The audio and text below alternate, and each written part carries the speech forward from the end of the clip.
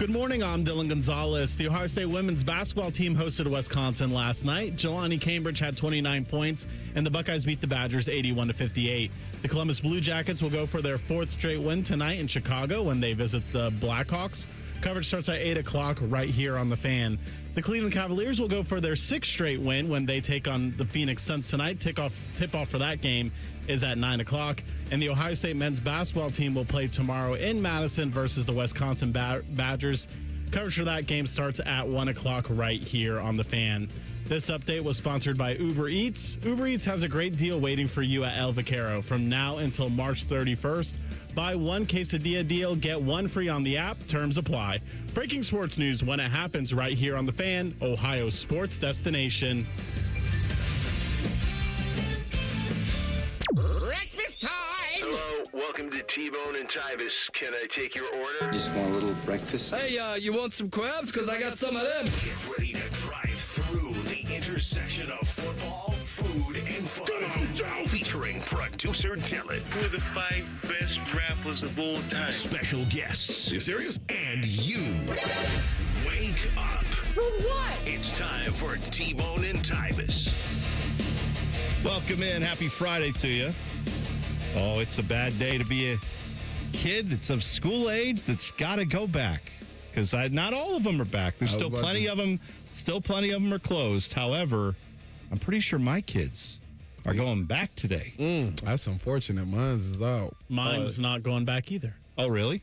Gave them the whole I week. thought it was more. Well, you know what? Extended winter break. I actually just realized as I'm saying that I'm looking at 10 TV right now, and I'm seeing there are still a lot of closings. Although, like Gahanna just popped up, 2-hour delay. So they're going back. They're just going to be delayed. Okay, So there you go. So Common Man and Timmy were talking about this yesterday, saying that this was too much. Oh, yeah. That- It doesn't surprise me. That maybe like Monday or Tuesday they should have had off, but they should have went to school for the rest of the week. I think once they had Thursday off, just go ahead and give them Friday. No, I'm Why are with you going to that. send them back to school one day and then the weekend hit? Well, I mean, what are they going to do if people that are going back today, what is that teacher going to do? Nothing. Throwing the movie on and go ahead, y'all go ahead and talk amongst yourselves. Well, you know what? We'll reconvene on Monday.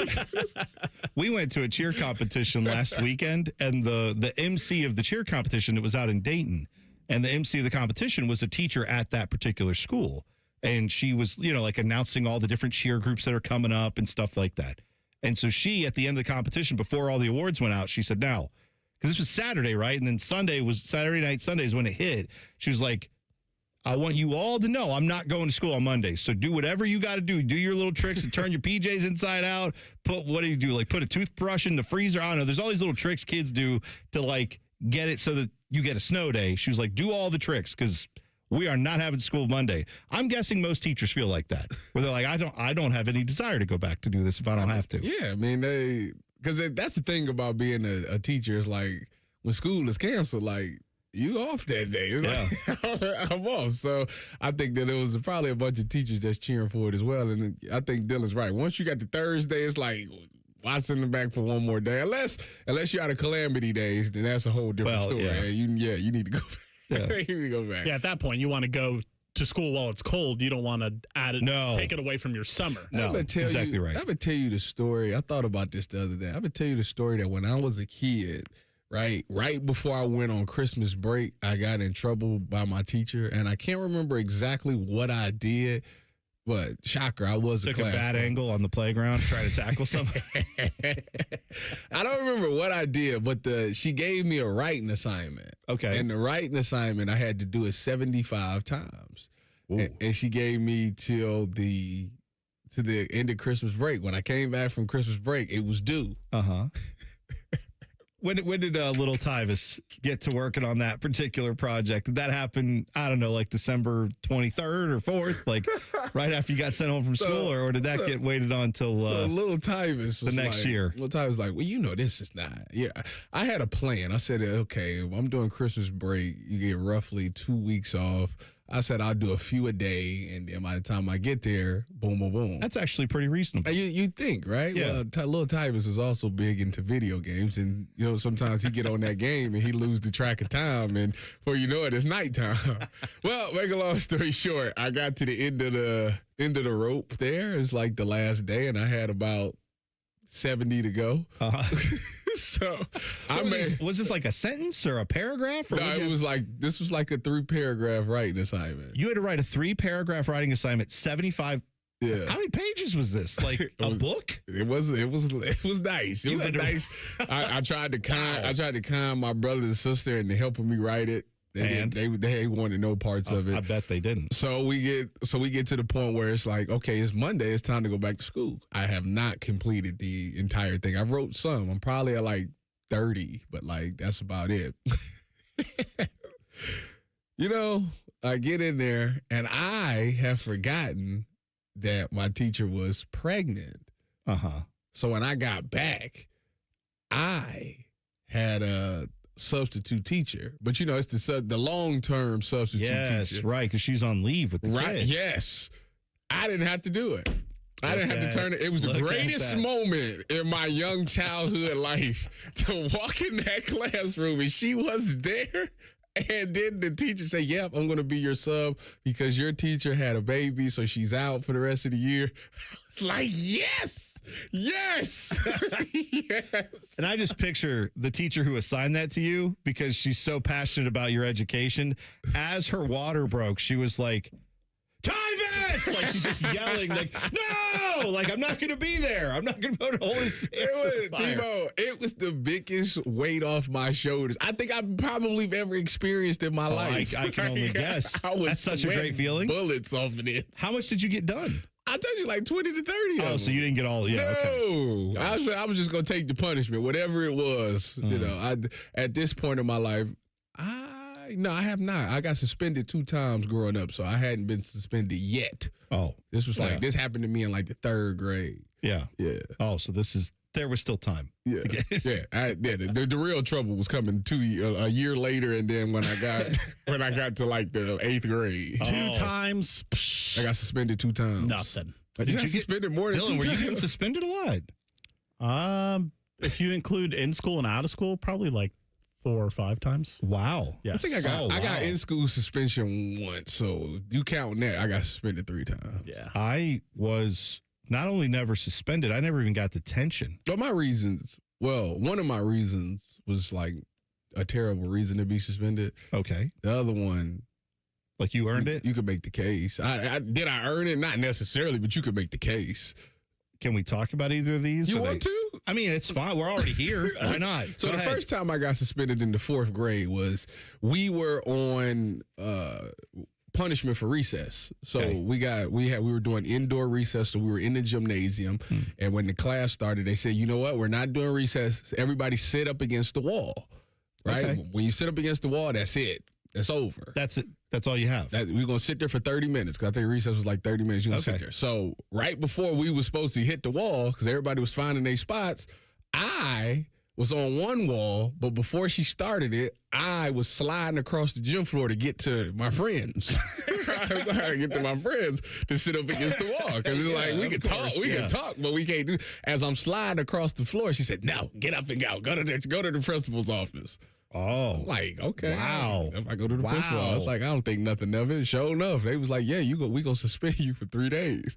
Wow. And I'm like, really? All right, whatever. I don't think we're getting the full backstory on why. I promise you. Why did you all get suspended for recess? Not suspended, but why did you have recess punishment? I don't remember. I don't recall. Oh, maybe, I don't recall maybe there's a little I don't remember me perhaps doing anything. It just sounds like the administration itself was on edge. Hey, and you cut the repercussions of that. Still, like you hadn't started the clock yet, though. Like I'm literally just trying to slide across. It's not like I got up and walked. I'm like, Tyvis, as you know, famously, I love authority and hate it when the little guy gets told where to go and what to do. So I am. You got a problem with authority? I'm fully on administration side.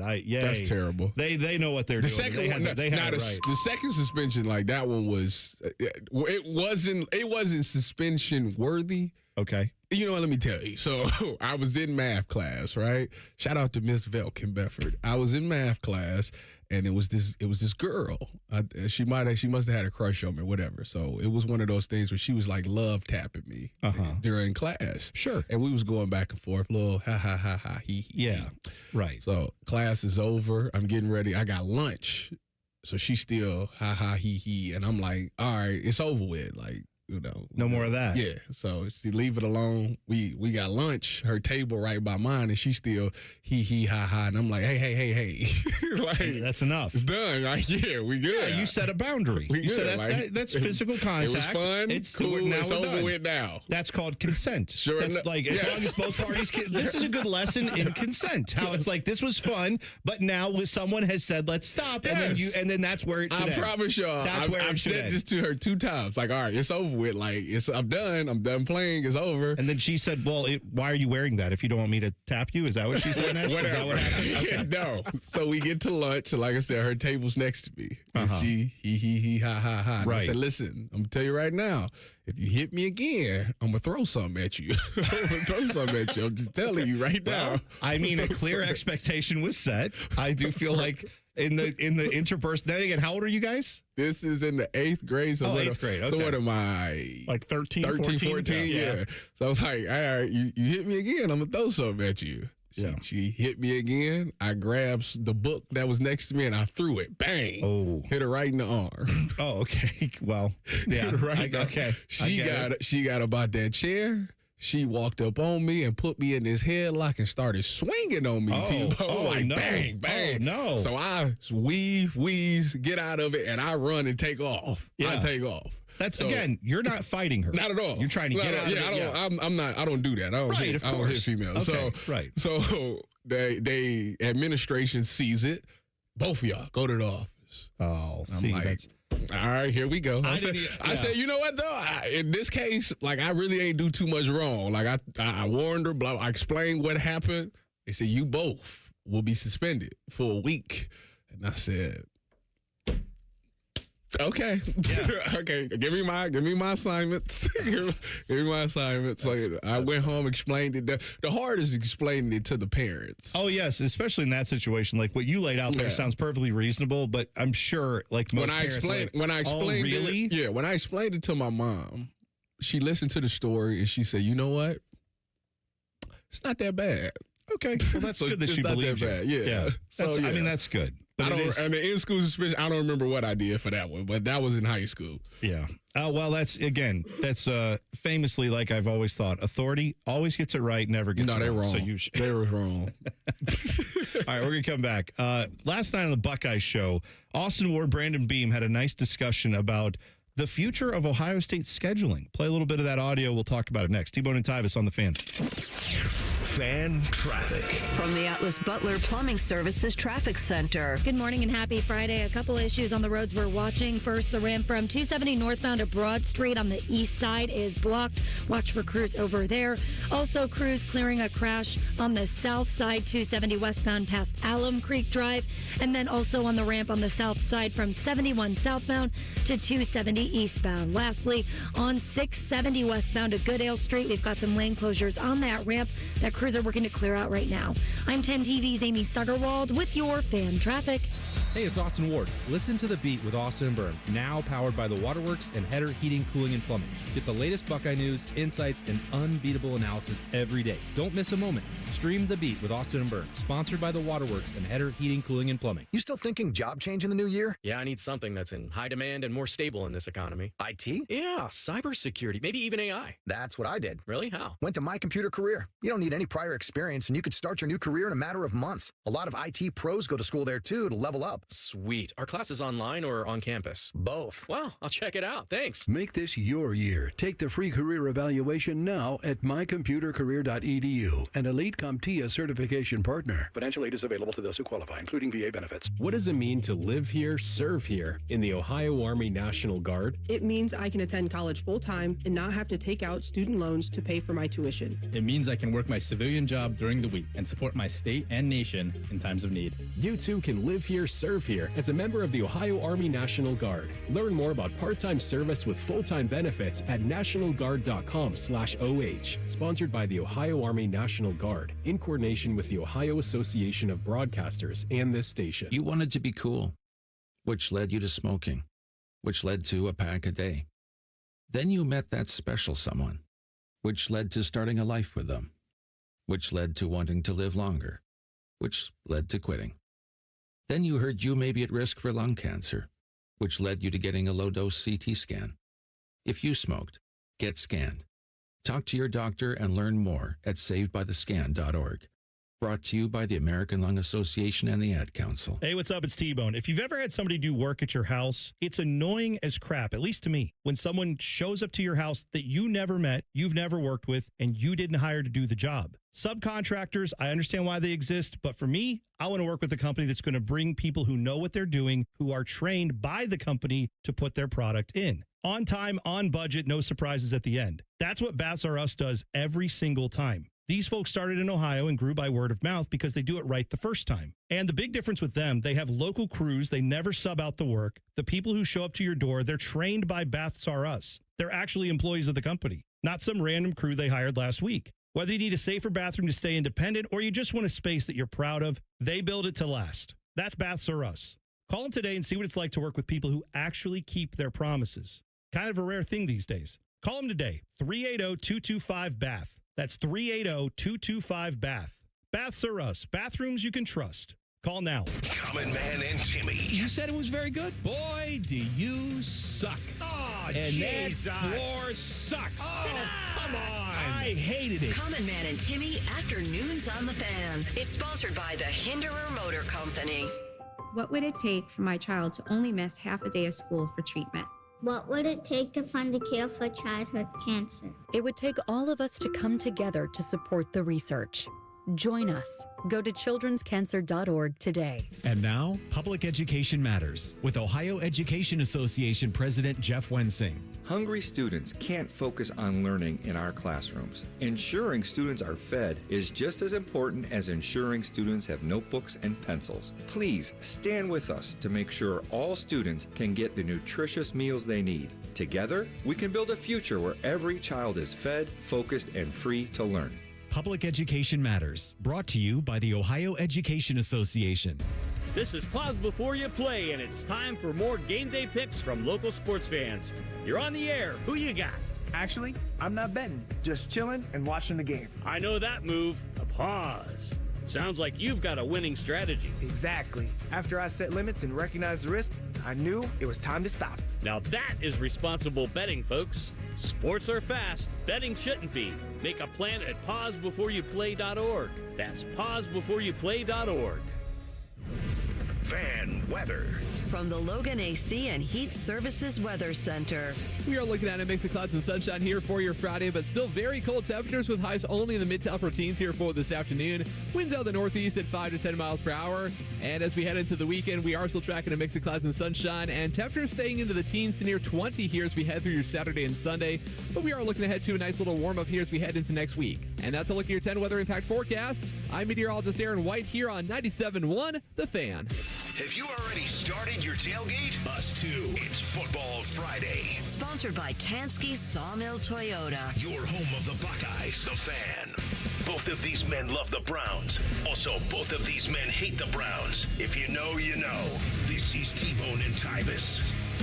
We have some tickets to give away this hour. Be listening for your chance to win 2 tickets to see Zach Brown Band at Nationwide Arena Friday, August 14th. What a day. Tickets go on sale Friday. That's today at 10 a.m. through Ticketmaster.com.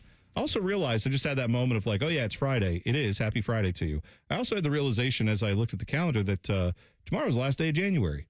Yeah. I feel like we just got here, and we're already to February. Or get your rain is due on Sunday. That's right. That's right. It's the way you got to look at it. It's the way this world works, unfortunately. You can't just note the passing of time. Got to think about the bills that are due. Yeah. So this came from yesterday. Brandon Beam, Austin Ward, they were on the Buckeye Show, and this is a little discussion they had about not this year's non-conference. Obviously, all the games this year are already set in stone. We know the Ohio State schedule now, all that stuff. But what about the non-conference games for next year? Because if you don't remember, I'm pretty sure 2027 is when Bama is on the schedule.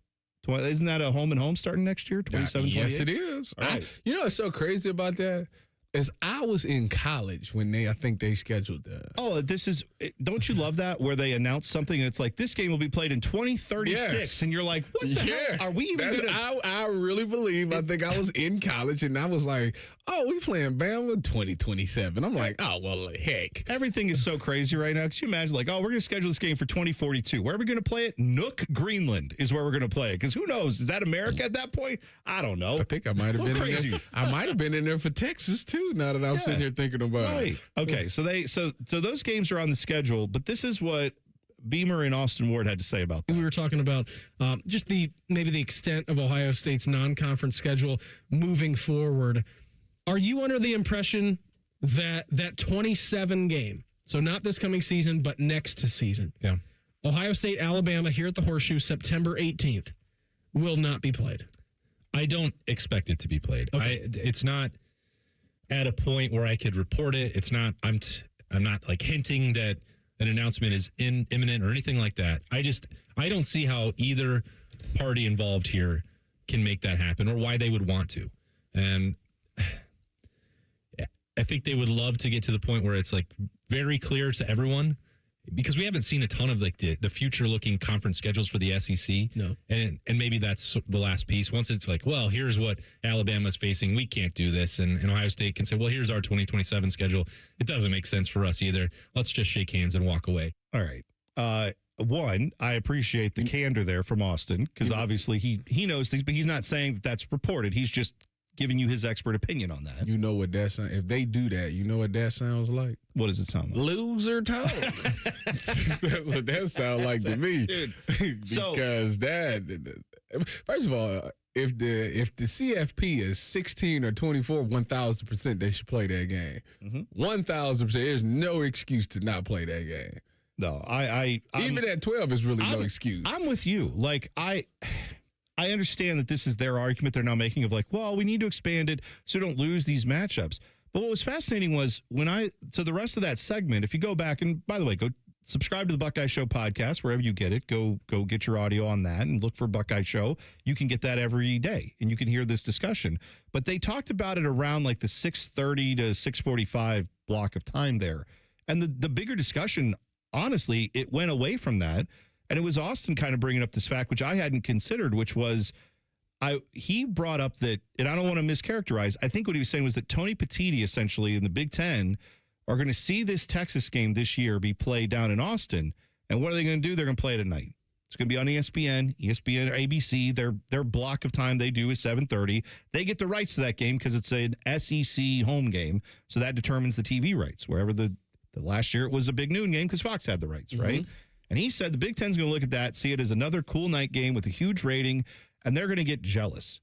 And they're going to say, well, why would I give the SEC, win this home and home, why would I give them the satisfaction of getting a game like that when I could just schedule an extra Big Ten game and then we can keep that money with our TV partners, not have it go to someone else? And I had never considered that would be a thing that the Big Ten would discuss, but Austin's pretty connected. He has a lot of ears to the ground on not just Ohio State, but all things college football. Because that's fascinating to me. I think that the reason why is because there's not many matchups that the Big Ten can put together outside of like the team. It's not many matchups that's like as good as that. Bama, I don't Ohio know. State. I mean, I'm with you because we don't see it very often. Right. But like this year, you have OSU, Oregon, OSU, USC, obviously OSU, Michigan, Indiana now is a thing. Which one do you think will do better numbers? OSU, Texas, or OSU, Oregon? Probably OSU, Texas. I agree. Yeah. That's why you do it. Right. Well, but here's the thing. His point was, Austin's point was, I get it. The ESPN, SEC is going to get the ratings. I understand all that. I understand that. So it's fascinating. If that's the case. If the Big Ten is thinking like that, if Tony Petitti is being petty like that, and it's about that, then they should pull every game from Notre Dame this year and make them join the conference. Absolutely, right. If that's what it's about, then that's what we should do. If we're going to do it all halfway, we need to do it the whole way. Where we're just being petty and we want to keep everything in conference, pull every game. Every Big Ten team should never play Notre Dame and make them join the conference. I understand where Austin was getting at from a business business standpoint, and you guys are kind of expanding on that. But from a competitive standpoint, we heard Steve Sarkisian earlier this, like right after their season ended, essentially saying, what's the point of these non-conference games? And I blame people like you, Tyvis, who say, 9-3, no way you should get in. It should matter who you're losing to. But if no matter what the schedule says, you don't care, you're going to say 3 losses, nope. To people like him, it's like, what's the point? Because it doesn't matter. Because they didn't get in because they lost to Florida, and Florida was bad. Thank you. My point is, if you change that 3rd loss to someone like Georgia, according to what you say, Tyvis, you're just like, 3 losses don't matter, you're out.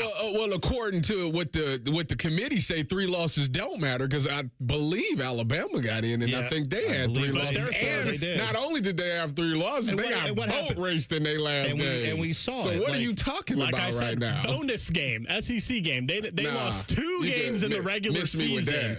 And there's just people that look at the loss column and don't look at the context of the schedule. And that's why some of these coaches are like, you know what? Why play these competitive games when all you're going to do is look at our record anyway? Let's just play cupcakes so our number looks better. Okay. Or let them push it up to 16 like they wanted, or 24. It would still be the same thing, because you're still, no matter what the playoff number is, those last few teams, the bubble teams, quote unquote, are going to get compared to each other. So we have this problem no matter how many teams are in the playoff. You know what the solution is? Don't be on the bubble. Well, I understand that. Here's my bigger point, though, Dylan, and I understand where you're coming from. I understand, like, this argument, it still resonates, right, about, like, should we value what the losses were, all that stuff. But I don't understand how we look at this team lost, like the Alabama thing, this team lost to Florida, and we're suddenly somehow being like, well, you just have to build that in. They're going to lose to Florida occasionally. No, I don't. Like, I don't have to assume that. I can assume they could lose a SEC championship game, or they could lose like a regular to a good, like Georgia, right? I can understand that happens. And with Ohio State, this schedule this year, there might be a couple losses in it. I do understand that. Like, Oregon is going to be a tough game. Indiana is going to be a tough game. Maybe there is a, like, isn't it on the road at Iowa? Am I wrong? Yes, it is. Okay. That could be a trip-up game, too, even though it's not at those. I don't think Iowa's as good as those teams. That can still happen.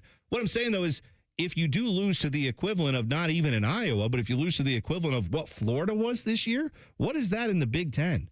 It's not Illinois. It's not Iowa. Maybe like Minnesota. Yeah, or Michigan State. If you lose that game, then sorry, you've let Jesus take the wheel on that, and you can't necessarily. You're spinning out of control, hoping that someone else will course correct you. So that's where my issue comes. And from the only thing I will go back to on the Austin thing that I do want to say is, I know he's not advocating for this; he's just pointing it out. But we got to get away from the idea that, like, well, the TV contracts are the thing that should drive all this. I know they do, but it just sucks. Like, we need to have a sport that incentivizes playing tough games. We need to have a sport that incentivizes going out and having games that actually matter in the regular season. Because if all we're going to do is be protectionist for our little brand and make sure no one could ever besmirch our brand and we can't play any tough games, then I don't know that this is going to be the sport that's going to be what it was for the last 60 years, right? I don't think it's going to be that going forward. He also made a point to that might benefit Ohio State fans that don't want these premier games to be at noon. Some of the premier games that people think are going to be at noon are later in the schedule, and he was wondering, is Fox going to wait until October to put Ohio State at big noon? Okay, I have a thought on that. That's a very interesting thought. Yeah, well, because I heard that part of it too. All right, we'll talk more about this. What does it mean for Ohio State? Will maybe they get a night game? Because I was listening to that discussion. They kind of made it sound like maybe that is a possibility. Maybe they will get some night games this year. We'll talk about that possibility in 2 minutes. T-Bone and Tyvis on the Fan. Fan traffic. From the Atlas Butler Plumbing Services Traffic Center. Hey there, and happy Friday. Still watching a couple crashes. First, out on the east side, the ramp from 270 northbound to Broad Street blocked off in both directions. Watch for crews and slow-moving traffic over there. 270 westbound on the south side, the right shoulder is blocked off past Alum Creek Drive. Also on the south side, 71 southbound to 270 eastbound. We've got some lane closures on that ramp.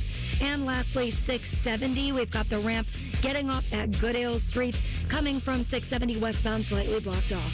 I'm 10 TD's Amy Stuggerwald with your Fan Traffic. Save big on everything for your next project now at Menards. Dakota Closets can be installed in any room, from home offices and laundry rooms to walk-in or reach-in closets. Use the You Create Closet Planner to design a Dakota closet system that maximizes your space and matches your style. Available in-store or online. View our entire selection of Dakota closets on Menards.com. Plus, check out our weekly flyer to find great deals happening this week. Save big money at Menards. Get Eco. Aaron, when we say same-day furnace installation, what does that mean exactly? It means if you call us in the dead of winter because your furnace has died, we will install a new furnace the same day. Get Eco. So by same day, you mean like the next day, but within 24 hours? No, Jerry, the same day you call. How can we do that? Do we really have furnace techs just sitting here waiting for emergency calls? Yes. And we have a whole warehouse full of different furnaces, so we'll have one ready to go no matter what you need? Yes. And we have extra trucks in the fleet, just parked and ready to be loaded at a moment's notice? Yes. How do we do that? Jerry, how could we not do that? If your heat goes out in the middle of winter, that's an emergency. So we'll be there the day you call. Get Eco. We should install a pole the guys can slide down, like firefighters. No, Jerry, and please don't suggest that in front of the team. Get Eco. GetEco.com. The Big Nine was a sad, incomplete place. Enter Ohio State. The rest is history. The Buckeye Show. Weeknights at 6. The Fan. Tyvis Powell is a legendary Buckeye. T-Bone loves to eat Buckeyes. You're listening to T-Bone and Tyvis. All right, we're having a discussion about a discussion. I acknowledge that is not there are actually news items to get to, which we will. There's plenty to talk about with the more of that fallout from the Hall of Fame discussion. There's another guy who got snubbed, apparently. We'll talk about that. We will talk about plenty of other things to get to. We'll talk with Jeff Sabota coming up 7:17. We have audio from the Honey Badger saying some insane things. Yeah, so, he's out of his mind. Yeah, we got all that coming up. But I do want to continue on this discussion about Ohio State. Will we get a night game? Because I know that's a big thing for a lot of Buckeye fans. A big thing for me and you as well. We want to see them. I don't believe that you need every game to be a night game for it to matter. But I do understand how it's been years now since you've had a big-time night game. The last one you had was Tennessee, and that was a playoff game that wasn't scheduled. It happened because of the playoffs, and I don't think Ohio State fans would like to see Ohio State be in that 5, 6, 7, 8 range of the playoffs, right? We'd like to be a top 4 seed every year. That means you're not getting a big home playoff game, presumably at night. So this discussion, Dylan, yesterday with Austin Ward, he was on Buckeye Show with Beamer. They went into discussion about how, didn't Austin have a thought that essentially with Fox having the first 3 picks in the in this TV window, right? They get to pick the first 3 games they want every single year. One of them is going to be Ohio State, Michigan. One of them, I'm pretty sure he said was going to be Ohio State, Indiana, which is what we've thought. The third game that most of us presumed they would pick would be Ohio State, Oregon, which is a home game. But that would mean then the earliest, according to Austin, wasn't his point that the earliest you would have would be Indiana? Yes, and that's October 17th. Right. And his point was, would Fox wait that long for an OSU game on Big Noon? Would they not want to put an earlier Ohio State game and thus not pick the Oregon game, pick not pick the Oregon game because they want Indiana. They want the old 1 versus 2 from last year, the 2 defending champs. They want that game, but that's on the road. They want the OSU Michigan game, clearly. They might pass on the Oregon game at home, and that would leave it open to CBS or NBC grabbing it, and maybe that means you get it as a night game. That is the biggest reach I've ever heard in my life. Wow. And that's never, ever going to happen. I'll tell you that now.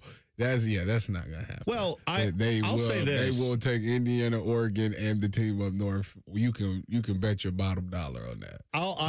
They will wait till October. Or are they going to pick up one of these other games? I was going to say, can't they wait for their turn to come back around so they get the first 3 picks and the other networks get the picks and then they're... Well, okay, here's one argument I did see, because I posted about this on Twitter, that not what Austin was saying, but like when we talked about it a couple days ago, I posted like, I don't think we're getting a night game of the Oregon. I don't think that Oregon game is going to be at night. I think we're going to get Kent State or something, right? Like we always tend to do. And someone replied and was like, they're going to, talking about that order, right, of Ohio State and Michigan will get picked first by Fox, then probably Ohio State, Indiana, I presume, because of the stature of those 2 programs where they are now. Then I had people getting at me saying Fox is going to take Michigan, Oklahoma. Because remember last year they're playing that game again. Last year it was at Oklahoma. This year it's at the Big House. So now that's a Fox game. So they're saying those are two gigantic brands. Maybe Fox would pick that game over Ohio State, Oregon. Tyvis has a look on his face that is the same look that I had. Wait a minute. You talking about the Wolverine team last year one, they got a new coach. Two, what was their record? 9-4? Ass. Their record was ass. Yeah. Yes. No. I'm sorry.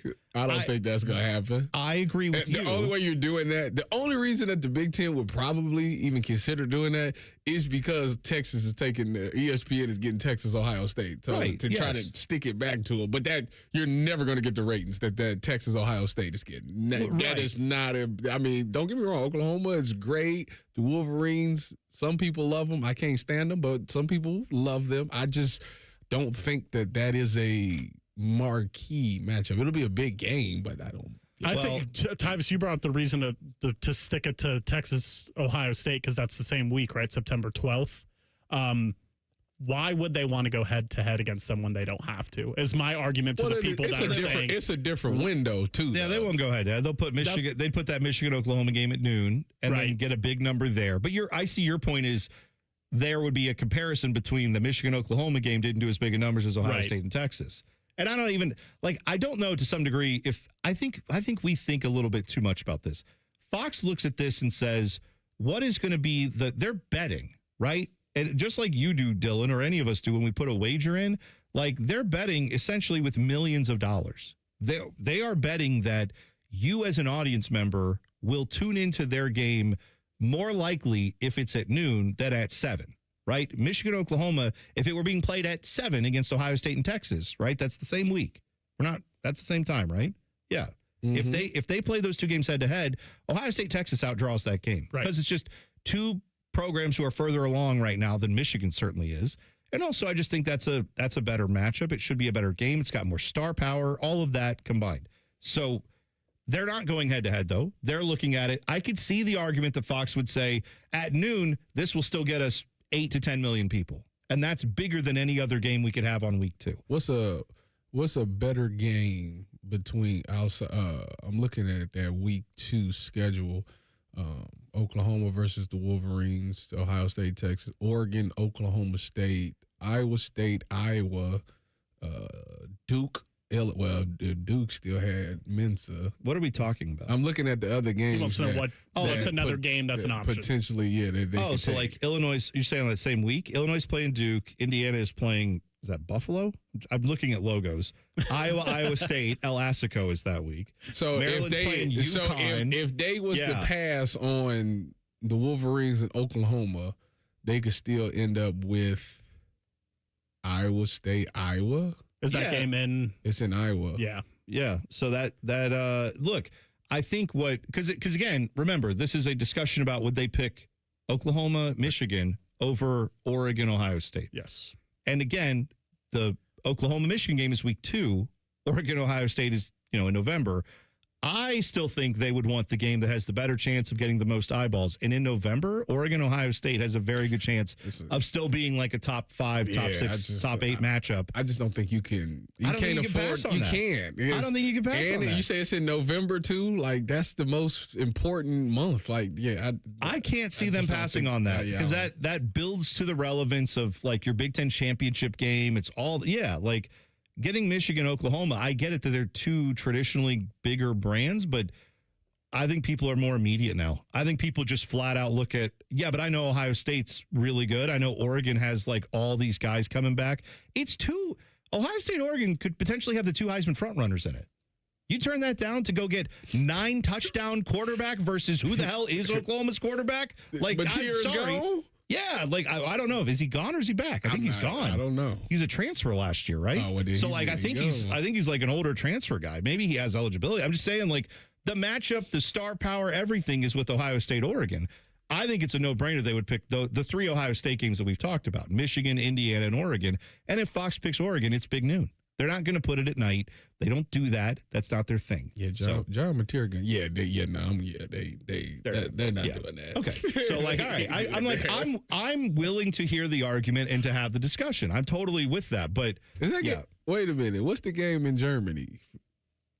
Did they cancel that? That was the Michigan game, but I thought they decided not to do that. Yeah, that's right. Because because Sherrone Moore wasn't going to be able to go, but now he ain't going anyway. Because I don't know if he can leave the country with the current charges. They realized that the alumni base in Berlin wasn't as big as they thought it was. Oh, is that right? No, I'm just saying that.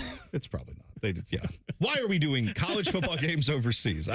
No one cares about it over there. Don't try to make them care about it. You still have audience. Unlike the NFL, you can still maximize the audience here with college football. There's still more audience share to get. The NFL has pretty much maxed out. That's why they're going to Europe, because they're looking for new territories to conquer. College football doesn't need to do that just yet. I think we're going a little too fast on all that stuff. All right, a couple former Buckeyes are saying they definitely could have beat the national champions. You will hear from them next. T-Bone and Tyvis on the Fan. Fan traffic. From the Atlas Butler Plumbing Services Traffic Center. Good morning. We've got an issue on the ramp from 71 northbound to 161. Watch for crews clearing that. Also watch for crews clearing the ramp from 270 northbound to Broad Street. Both directions impacted by this. And then 670 westbound getting off at Goodale. We've also got crews clearing out a crash. I'm 10 TV's Amy Steigerwald with your Fan Traffic. Insurance companies often have a basic strategy: delay, deny, defend. Some try to grind you down, but they have another tremendous weapon, a software called Colossus. They know which attorneys are great and which are not so great. They know who is likely to take the last offer and who will take them by their scalp, kicking and screaming to trial. They know that they have to pay some firms early and fairly. I'm John Morgan of Morgan & Morgan. The insurance companies have done their homework. Before you hire a lawyer for your injury case, do yours. Visit forthepeople.com and see our settlements and verdicts for cases like yours. We became the largest injury firm in the world for a reason. When you hire the wrong firm, you may be beat before you start. All law firms are not the same. Morgan & Morgan, forthepeople.com. Morgan & Morgan, Ohio office located at 600 Vine Street, Cincinnati. Prior results do not guarantee a similar outcome. If you win playing the new Ultimate $5 million scratch-off, you don't have to tell anyone. But there will be signs. Signs like courtside seats. Signs like a water slide attached to your bedroom. Signs like upgrading your clunker to something less clunky. With over $200 million in prizes and the best odds in Ohio history to win $5 million, this is your sign to play the Ultimate $5 million scratch-off. Lottery players are subject to Ohio laws and commission regulations. Play responsibly. It's Timmy Hall and AI Common Man. Happy to ring in another year with our friends at Hollywood Casino Columbus. Hey, Mikey, do you want to be a millionaire? Hollywood is the place to do it. From now until March 25th, you have the chance to win $1 million instantly. And here's something Mikey likey. All new brunch items at the Sportsbook Restaurant and Bar like Biscoff Stuffed French Toast, Country Benedict, or Roast Beef Hash Skillet. Yummy! Must be 21. Gambling problem? Call 1-800-589-9966. It's a new year. Ready for a fresh start or career reboot? At My Computer Career, prep for a more recession-resistant future in the high-demand fields of IT, cybersecurity, in months, not years, including AI. Whether you're starting out or switching careers, no prior training is needed. Attend school online from home or on campus. Go to mycomputercareer.edu to take the free career evaluation today. mycomputercareer.edu, an elite CompTIA certification partner. Financial aid is available to those who qualify, including VA benefits. It's time for Super Bowl 60. And since we're the official radio home of the Super Bowl, we can say Super Bowl and not big game. So we're going to say Super Bowl a lot. Seahawks and Patriots in the Super Bowl, Sunday, February 8th, here on The Fan. They say glory is earned, not given. We say it's ignited by heart and ends with a boom. Get your tickets today at BlueJackets.com. This is Corey Sickles with Safe Harbor Wealth Advisors. Concerned about your investment's rate of return? Let us show you exactly how your portfolio is performing. Visit safeharboroh.com to schedule a complimentary meeting. safeharboroh.com. Matty Ice here with the Columbus Men's Clinic. Guys, you've got one life, and it's too short for not nows, maybe laters, and tomorrows. If you're noticing issues with low T or ED, then your relationships, your confidence, and even your career has already been affected. So, guys, no more excuses. Columbus Men's Clinic has a medical provider focused solely on ED and low T the right way. Since 2014, they've been helping men get safe, effective treatment for over a decade. So call them at 614-300-7400 right now or book online in under 30 seconds at columbusmensclinic.com. Did you know there's treatments that can help you maintain what you've got? Yeah, that's right, fellas. Just like going to the gym to maintain muscle, there are ways to keep ED and low T at bay without a pill. So it's time to show up for yourself, for your family, and a lot more by going to the Columbus Men's Clinic. Call them at 614-300-7400 or book them online at columbusmensclinic.com. Columbus Men's Clinic, for every man in every season of life. All your favorite fan shows are available when you want them. Head to 971thefan.com and hit that subscribe button. The Fan, Ohio sports destination. Tyvis hates Girl Scout cookies. I hate it. And little girls. In America. I hate it, hate. Seriously, Tyvis, what the hell? Okay, whatever this is, I already hate it. You're listening to T-Bone and Tyvis. Jeff Sabota will join us, the Jackets insider, to talk Jackets at 7:17. Jackets are red hot right now, but unfortunately, so is everyone around them.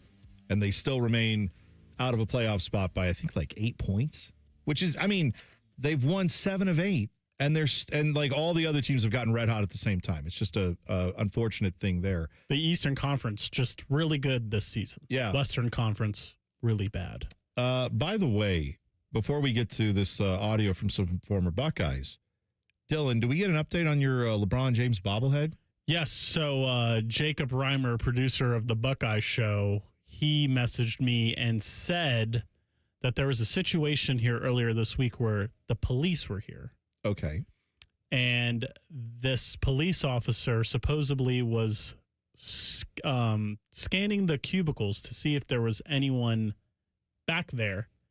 And my desk is on a corner, and I guess when he turned around, he must have like a Batman-like utility belt or something. And he turned and he knocked over my LeBron bobblehead and broke it. Yeah, that's yes. That's okay.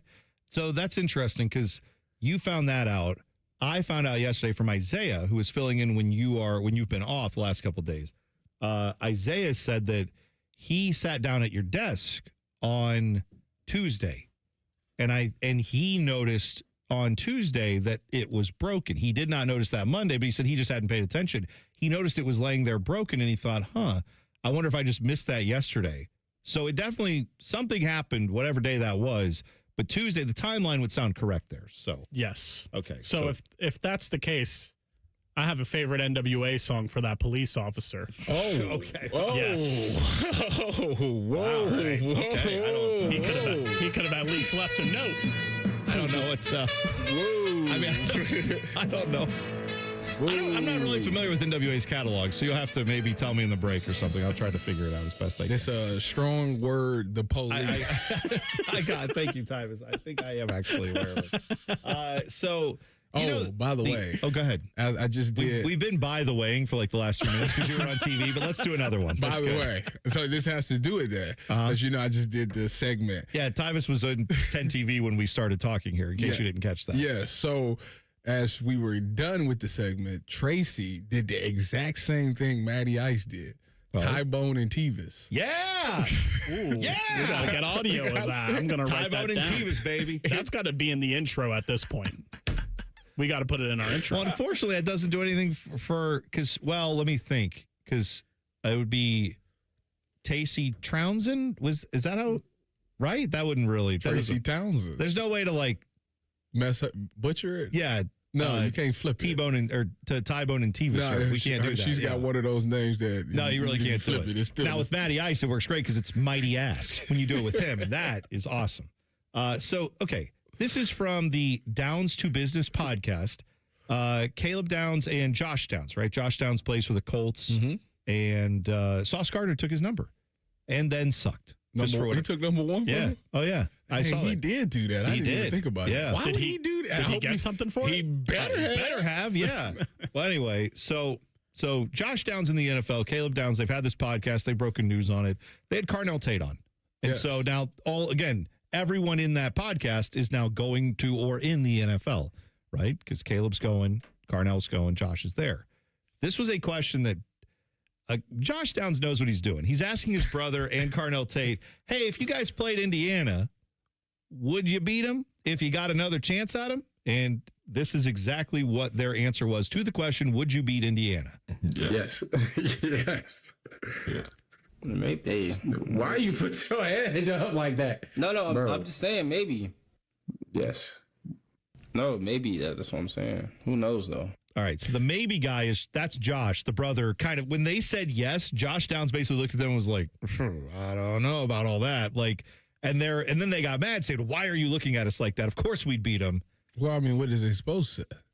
See, that's the rational thought. That's the thought. They're supposed to say, no, we get rolled again. That's the thought I have initially, right? As a rational human being, is I would presume that any star athlete would think, oh, if we played them again, we'd win. I would think bad athletes would still have that belief, right? When you're a high-level athlete. If you ask Oregon in 2015 in that championship game, they played us again, would they beat us? They would 1,000%. I know because I've talked to them.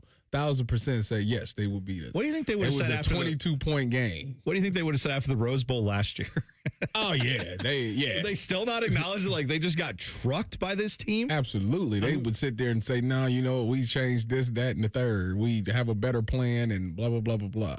Yeah, Tyvis, like, would you guys have beat Virginia Tech in 2014 if you played again? Or Michigan State in 2015 if you played again? Well, we played Virginia Tech in 2014. That's the one we lost at home? No, we'd have lost that one. Now, this is we lost that. We ain't never seen a bear front before. Did you watch that game?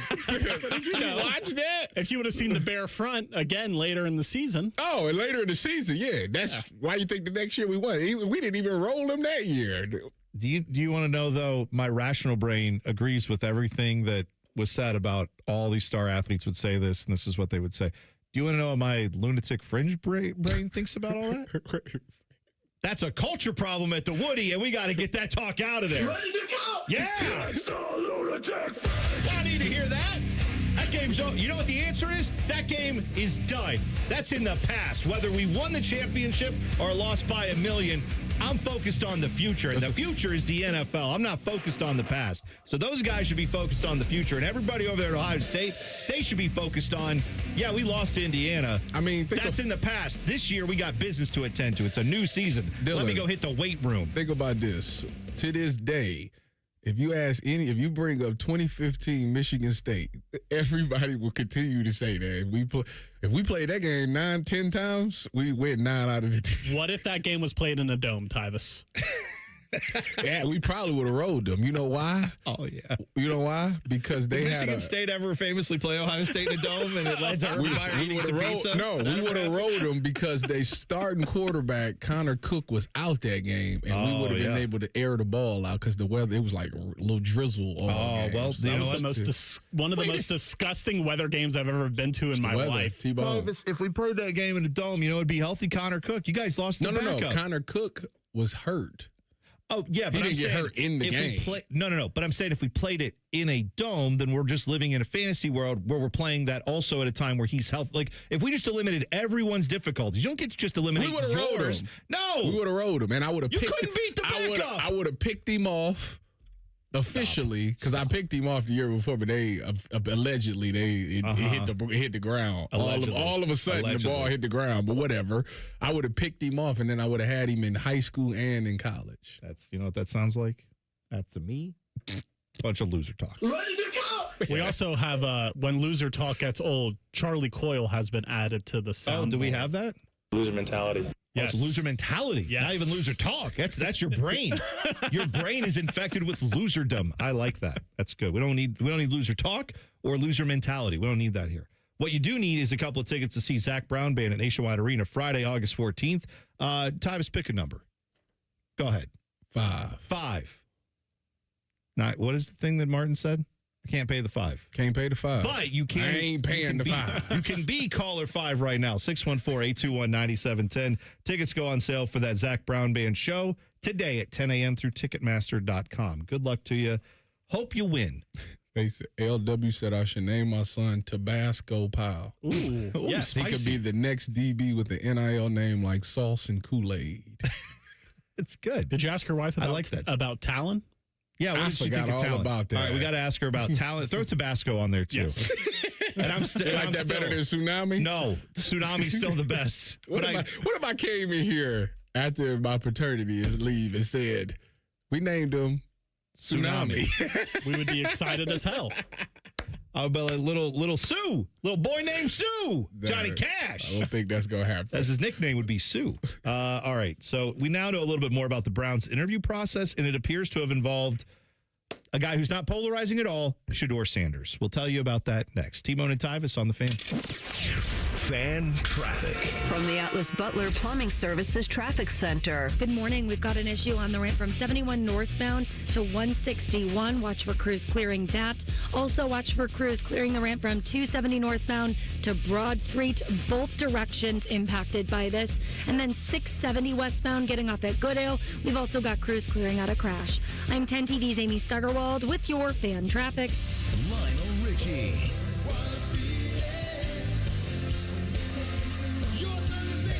And Earth, Wind, and Fire. The tour continues. Columbus, you're invited to sing a song all night long. Lionel Richie and Earth, Wind, and Fire. Together in one magical night you don't want to miss. Schottenstein Center, Saturday, June 27th. Get tickets this Friday at 10 a.m. at livenation.com. Bet365 is paying out before the final whistle. Check out Bet365's unrivaled early payout offer. When you bet on a team to win and they take a 17-point lead, you get paid no matter the final score. Forget the final whistle and start counting that cash. Hold up, you get early payout on parlays too. Download the app and see why it's never ordinary at Bet365. Gambling problem? Call 1-800-GAMBLER. 21 plus only. Must be physically located in Ohio. Terms and conditions apply. And app only. Start the year moving, not hurting. If joint pain is holding you back, listen up. Hi, I'm Tyvis Powell with QC Kinetics. There's a way to get real relief without surgery, without downtime, and without putting your life on pause. Dr. Tesner and the other medical pros at QC Kinetics here in Columbus deliver regenerative treatments that actually help your body repair the areas that are causing you pain. Those achy knees, hips, shoulders, back. Instead of facing an invasive operation that sidelines you for months, these treatments happen right in the office and you go about your day. Simple procedure that can deliver big life-changing results. Skip the pain, skip the invasive surgery. Imagine this instead. You're moving better, stronger, planning the year you actually want. Game-changer regenerative treatment from QC Kinetics. January is supposed to be your clean slate, so make it one. Call now for your free consultation. 380-208-4544. 380-208-4544. That's 380-208-4544. Hey, what's up? It's T-Bone. Columbus, are you hungry? Well, it's a good thing Uber Eats has the best deals at all your favorite local restaurants. Like this great deal at El Vaquero. From now until March 31st, you can get a buy one, get one free quesadilla deal, all on the Uber Eats app. That's good for me, but I need to figure out what everybody else is going to eat. So next time you're craving a great meal, don't overthink it. Just get on the Uber Eats app and save big with a great deal. Order now only on Uber Eats. Terms apply. See app for details. Steve here from USA Insulation. Let me ask you a question. Do you know why your thermos keeps your coffee hot? Because it's insulated with foam. So let us do the same thing and insulate your home with our premium foam for only $99 a month, interest-free. The cold weather's here. There's nothing better than sitting in a warm, comfortable home with your loved ones and keeping that cold, drafty air outside. So make the call today, 529-2440, 529-2440 or USAinsulation.net. USA Insulation. Wesley Financial Group is not a law firm. I'm Chuck McDowell, founder of Wesley Financial Group. Did you buy a timeshare because they told you it was a great investment? That's a lie. Most timeshares can be bought online for $1. To find out what your timeshare is worth and to cancel it, call us today and we'll send you our timeshare exit kit free with all your options for cancellation. Call Wesley for your free exit info guide. 800-691-9999. That's 800-691-9999. Shopping with your parents can be embarrassing. Why would they sell jeans with holes in them? I'm going to speak to the manager. Mom! That hoodie is giving. You should get it. YOLO. Thanks to the Chase mobile app, your kid can shop independently while you keep an eye on their spending. So you can go from... We can be twinsies. ...to... How was shopping? Saw you stayed on budget. Thanks, Mom. Freedom for kids, control for parents. That's family banking from Chase. Account subject to approval. Chase mobile app is available for select mobile devices. Message and data rates may apply. JP Morgan Chase Bank N.A. Member FDIC. Yo, I'm your old basketball. Haven't seen you out on the courts in a while. Why not pass me over to Goodwill? Donating me helps Goodwill's mission to provide career training and support services right here in the community. And that's a slam dunk. Donate today. Hey, I got next. To find your nearest Goodwill locations and to learn more about our mission, please visit goodwill.org. Goodwill, where your things start new lives. Broadcasting live from the McDaniel GM Superstore Studios, driving excellence since 1916. Chevrolet. Together, let's drive. WBNS HD1 Columbus.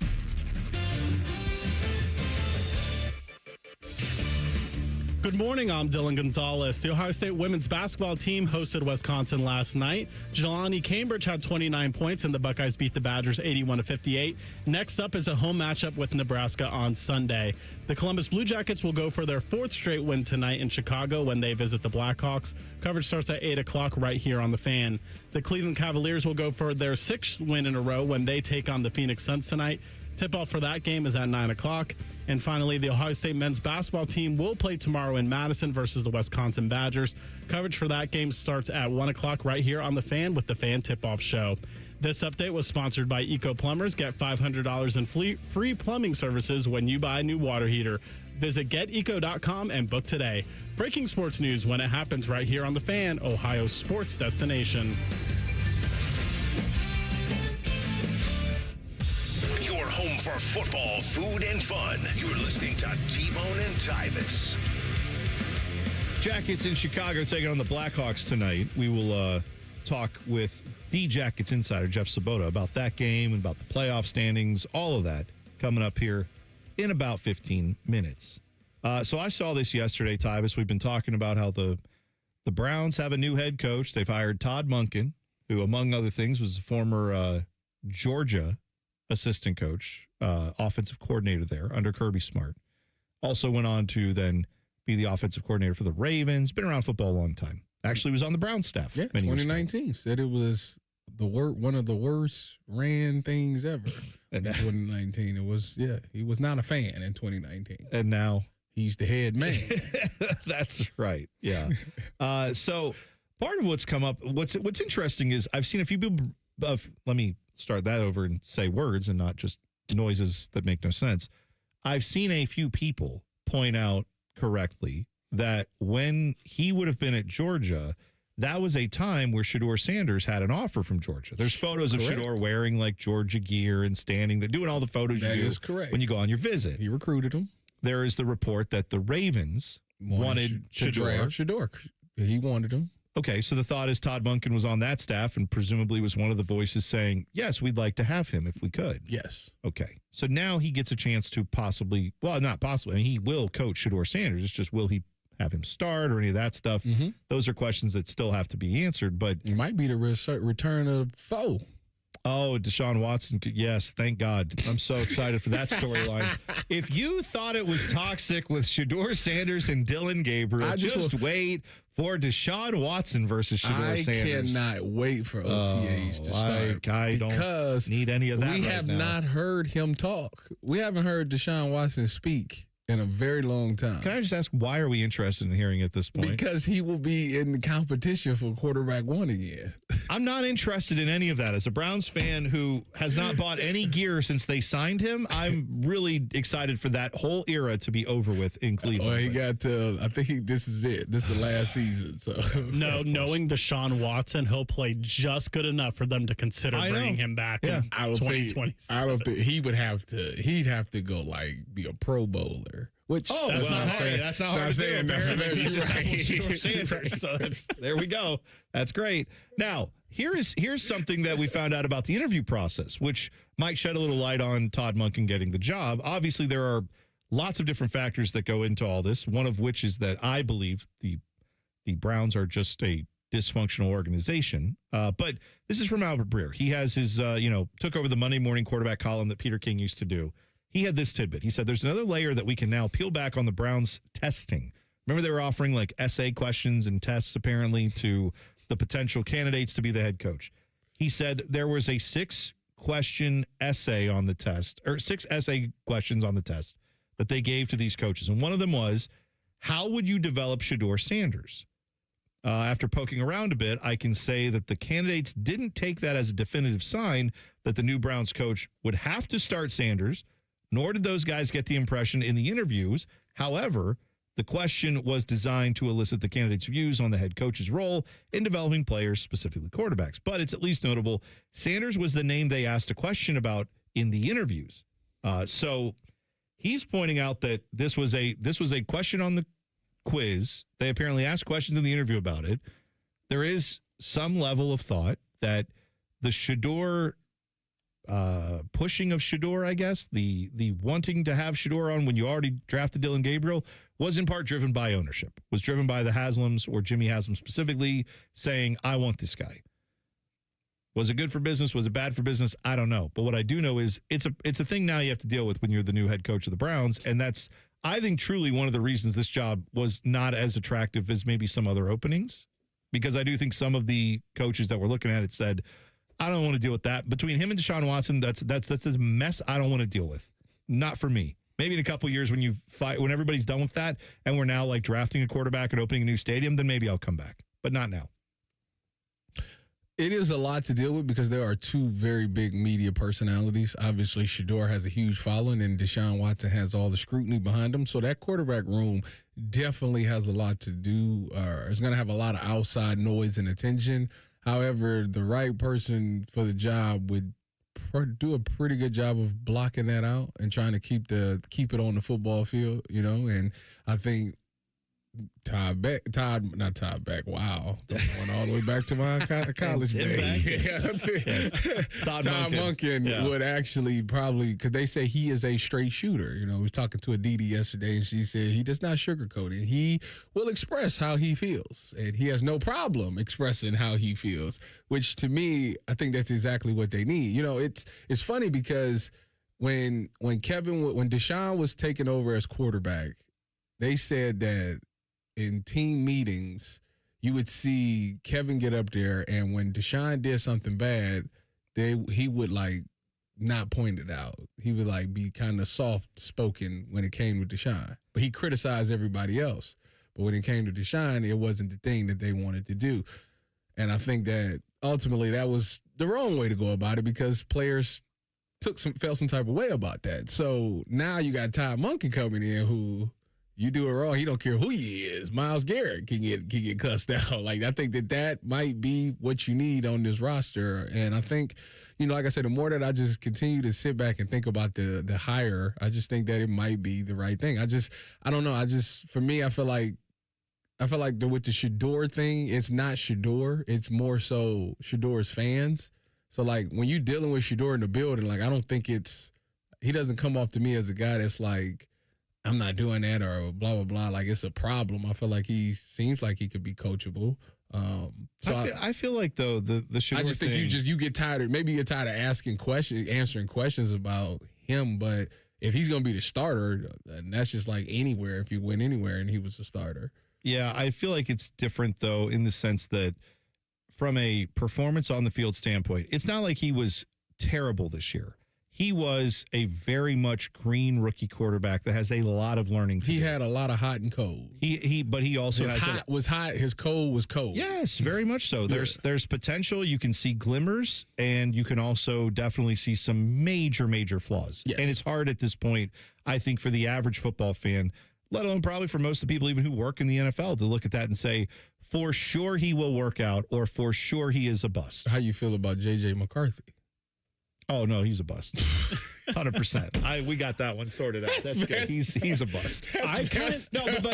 But my point with that was to bring up that with Shedeur Sanders, the reality is you're not talking about a first-round pick. Whatever his hype was, you're talking about a fifth-round pick that you could very easily move on from if you wanted to, except for the fact that when you do, it's going to have people commenting on Entertainment Tonight. It's going to have people commenting on, Ryan Seacrest will have a thought on this, it feels like. And that's just something that's not usual for a guy who's a fifth-round pick. How are you having a foregone conclusion that J.J. McCarthy is a bust?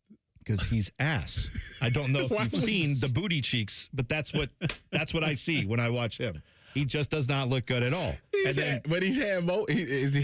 had good moments and bad moments too?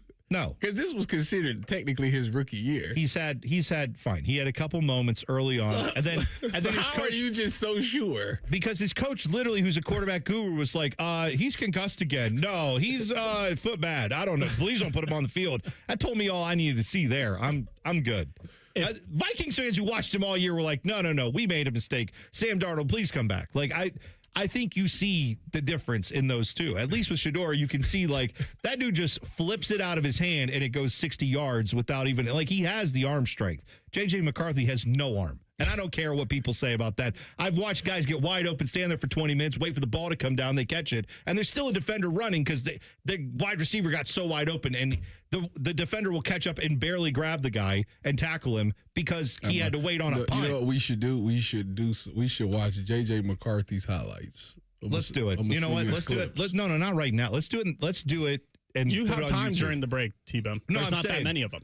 No, you have time during the commercials. It's not that many. Is this a 2-minute break? We can squeeze them all in the 2-minute break too. Going back to the Browns real quick though, if this was any other franchise, I would be surprised that a question about, like you said, a 5th round pick is a question in an interview process. I mean, I think most people would assume that the Browns are going to make a move at quarterback in this offseason. But the problem is, because you put yourself in the Deshaun Watson situation, this might be your situation at quarterback where it's just you have to roll with Shedeur because you don't have money to pay for another quarterback. This organization, since the Haslams have taken ownership, the winning percentage of the coaches they've hired is combined 33%. I feel like... So what I mean is, if you get to a point where you're interviewing for a job and you're as bad as that, where you've won only a third of your games over the last, 12, 13 years, at some point, don't you just say, we don't have any preconditions. You want the job? You can hire the GM. You can fire the quarterback and get a new one. You can fire the defensive coordinator and bring in your own guy. You can trade Myles Garrett if you want to. We don't care because our process doesn't work. Instead, up in Berea, they're like, you can have this job, but you got to keep this guy on the roster. You got to have this guy be your defensive coordinator. Oh, and please let Andrew Berry build out your roster because he's so good at that. Like, for an organization that's won 33% of the games since the Haslams took over, how are they not saying the new guy can take the wheel? That process is flawed. Even if they end up with Todd Monken, maybe he's the right guy. Maybe he gets some good results. The fact that their process is so flawed is what I have an issue with. It's a completely messed up situation, and I don't have optimism for it. I would like to believe Todd Monken could be good. Hopefully he can be, but the process is terrible. It's terrible. Makes no sense. Jackets insider Jeff Sabota joins us next. It's T-Bone and Tyvis on the Fan. Fan traffic. From the Atlas Butler Plumbing Services Traffic Center. Good morning. We're still watching crews clear out on the east side. The ramp from 270 northbound to Broad Street is slightly blocked off because of an issue. Also watching a crash downtown on the ramp from 670 westbound to Goodale Street. And another crash just popping up on the south side. 270 westbound, the left lane is blocked off as you approach the 270-71 interchange. I'm 10 TV's Amy Steigerwald with your fan traffic. Great Lakes Hyundai. The savings are so good. Don't start the new year with the same old ride. Right now, score low lease payments on all 2026 models, like $149 a month for a brand new Elantra or $159 for a new Sonata. Hurry in and kick off the new year right. Columbus or Dublin or glakeshyundai.com. With proof credit $39.95 down plus tax, title, and fees. 2-year lease with 10K miles per year. New Hyundais come equipped with owner assurance and America's best warranty. A 10-year, 100,000-mile powertrain coverage. Ends 2/2.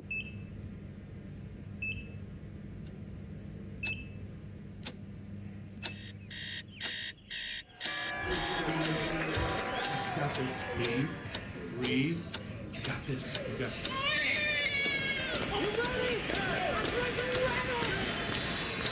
In the moments that truly matter, what do?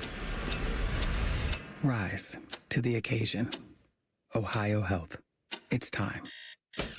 Your mornings are jam-packed. So if you're going to add anything, make it your favorite bite from Tim Hortons. Buy any size beverage and add a daily baked donut for $1, a tasty bagel for $2, or a freshly cracked hot breakfast sandwich for just $3. It's the best way to add more to your morning. The 1, 2, 3 menu, only at your neighborhood Tim Hortons. At participating U.S. restaurants, must ask for offer in restaurant. Tax extra exclusions and terms apply at timhortons.com/offer-terms. Hey, what's up? It's T-Bone. Let me ask you something. When's the last time a contractor did exactly what they said they would? On time, on budget, didn't give you any surprises at the end. With Baths R Us, there are no surprises. These folks started in Ohio and grew by word of mouth because they do it right the first time. On time, on budget. And here's the difference with Baths R Us. They have local crews, never subcontracted. The people who show up to your door, they're trained Baths R Us employees. They aren't just some random crew that got hired last week and has no idea what they're doing in your home. Whether you need a safer bathroom to stay independent or you just want a space you're proud of, Baths R Us builds it to last. That's Baths R Us. Call today and see what it's like to work with people who actually keep their promises. 380-225-BATH. That's to call Baths R Us and deal with a company that started right here in Ohio and grew by word of mouth. Because they treat people right. They do what they say they're going to do. 380-225-BATH to call Baths R Us. Baths R Us. Bathrooms you can trust. Call now. Career changers, including veterans and active duty service members. Your transition starts here. Go from GI to IT in a matter of months. Become a certified cyber warrior with training at My Computer Career. Cybersecurity specialists are in high demand, offering IT pros great opportunities and a rewarding lifestyle while protecting our people, liberty, and treasured institutions from cyber threats. Deploy your career in IT today at mycomputercareer.edu/CWP, an elite CompTIA certification partner. VA education benefits are available to those who qualify. Join our resident gambling degenerates, Steve Biddle and Scotty Vegas for On the Money, Sunday mornings at 9. Presented by the Sportsbook at Hollywood Casino Columbus. All the action, none of the responsibility. The Fan. Flexible, secure, fun. Oh, and great pay, too. Are you not sure what you want to do for a career? Or are you thinking of changing careers? Being a dental hygienist or dental assistant may be the perfect fit for you and provides all of these perks, plus more. Talk with a dentist in your community or visit ODA.org to learn more. Become a valuable member of the dental team and start helping people love their smile. This message is brought to you by the members of the Ohio Dental Association. It's easy to think of winter as a time when not much is happening in the landscape or in the pest and disease world. However, there are a couple of services that can help your trees and shrubs during the colder months, like horticultural oil and anti-desiccant applications. Visit trees4ohio.org. That's trees, the number 4ohio.org to learn more and to find an ISA-certified arborist in your area who is trained and has the proper equipment to perform your tree work safely. Fan weather. From the Logan AC and Heat Services Weather Center. We are looking at a mix of clouds and sunshine here for your Friday, but still very cold temperatures with highs only in the mid to upper teens here for this afternoon. Winds out of the northeast at 5 to 10 miles per hour. And as we head into the weekend, we are still tracking a mix of clouds and sunshine, and temperatures staying into the teens to near 20 here as we head through your Saturday and Sunday. But we are looking ahead to a nice little warm up here as we head into next week. And that's a look at your 10 weather impact forecast. I'm meteorologist Aaron White here on 97.1 The Fan. Are you working? Because we barely are. It's Football Friday. Sponsored by Tansky Sawmill Toyota. Your home for football and quiet quitting. The Fan. T-Bone and Tyvis present Talking Jackets. Talking Jackets. There's a score! A turnover by the Islanders and Adam Fantilli. One more time. Puts it in the net. Your look inside the world of the Columbus Blue Jackets. Sponsored by Care Heating and Cooling. Call 1-800-COOLING. When you need a company you can trust. Every Friday morning, we get to talk to our guy, the Jackets insider, Jeff Swoboda, joins us on the Bryan Heating and Cooling Systems fan guest hotline. Jeff, good morning. Jackets taking on the Blackhawks in Chicago tonight. Storyline with them seems to be Connor Bedard not being Connor Bedard-like. Had a miss in a shootout the other night and scored one goal in the last 9 games since he came back from injury. What is going on with this young star? Should the Jackets be happy about that? I guess so. I mean, if you look at the way that they have played since the last little stretch, they were a team that was hanging in there. Nick Foligno is the captain. We know Nick so well. We wish him well so much. But they were a team that was just kind of hanging in there. And then Connor Bedard gets hurt, Nick gets hurt as well, and they've been a team that just hasn't been able to recapture what they're trying to do. They've won 3 of the last 11. They've struggled in January. They've only scored, I think, 20 goals in the last 11 games. I think you look at the Jackets young players, and we've seen, the Adam Fantillis and the Ken Johnsons of the world go through some ups and downs. I think sometimes that just happens with young players. I think Connor Bedard is part of that group as well. Rarely do you see, some of the best young players in the world not go through some situations where they have some ups, they have some downs. They have to figure it out as they go.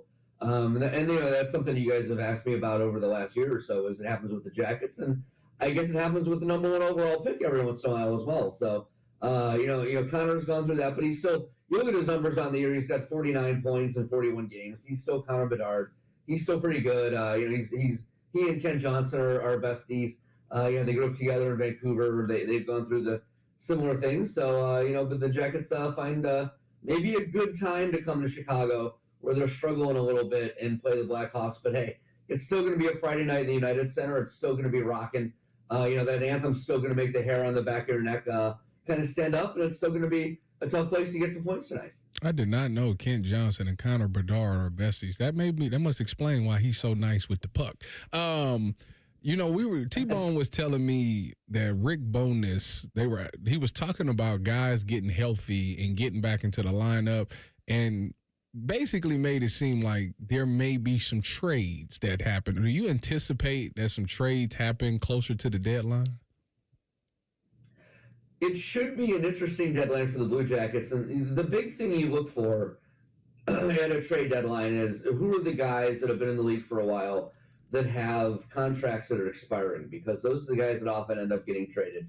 And the Blue Jackets have a number of players to fit that bill. You have the Mason Marchmonts, the Boone Jenners, even the Charlie Coyles of the world, guys that have been in the league for a long time, guys that are long-time contributors, guys that play the game the right way, that are looking at having expiring contracts. And so I don't think the Blue Jackets want to lose all of those guys. We'll see what happens over the next couple of weeks. And a lot of it depends on how do the Blue Jackets play coming down the stretch here, and how do they play in this little, number of games going into the Olympic break. Where are they at in the standings? As the trade deadline comes up, trade deadline is in early March. Where are the Blue Jackets in relation to the other teams? But that's what you always have to look for in the NHL, is where do these guys that have the expiring contracts kind of land? And so the Blue Jackets have to make some decisions. Who do they resign? Which of these guys do they want to keep?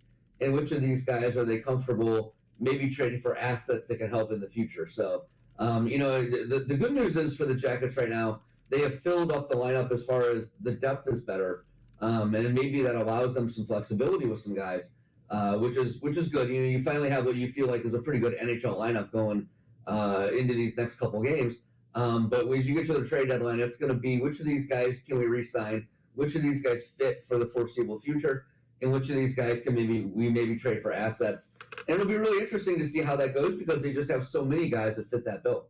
The Jackets insider Jeff Sabota joining us in the Bryant Heating and Cooling Systems fan guest hotline. Jackets in Chicago. Puck drop at 8:30 tonight here on the Fan.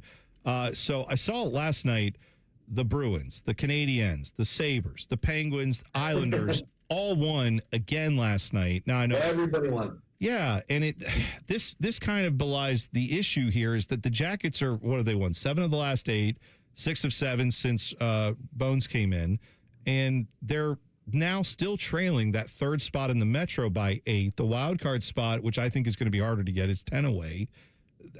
That's frustrating when you're watching this team go and play really well, but it's so compressed right now. If does that break? I mean, what?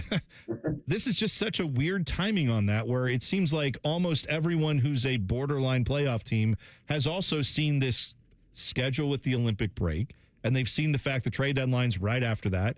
And it's almost like all of them at the same time were like, uh-oh, we better figure out what we are. And they're all kind of not helping their situations. No one is separating yet to say we're a contender and we're not. So how does this change for the Jackets? They just have to, what can they do essentially here? Yeah, and Rick Bowness said, you can't really worry about it. You just have to go win your games. If the Jackets win every game down the stretch, which is asking a lot, but if they win every game, they're going to be a playoff team.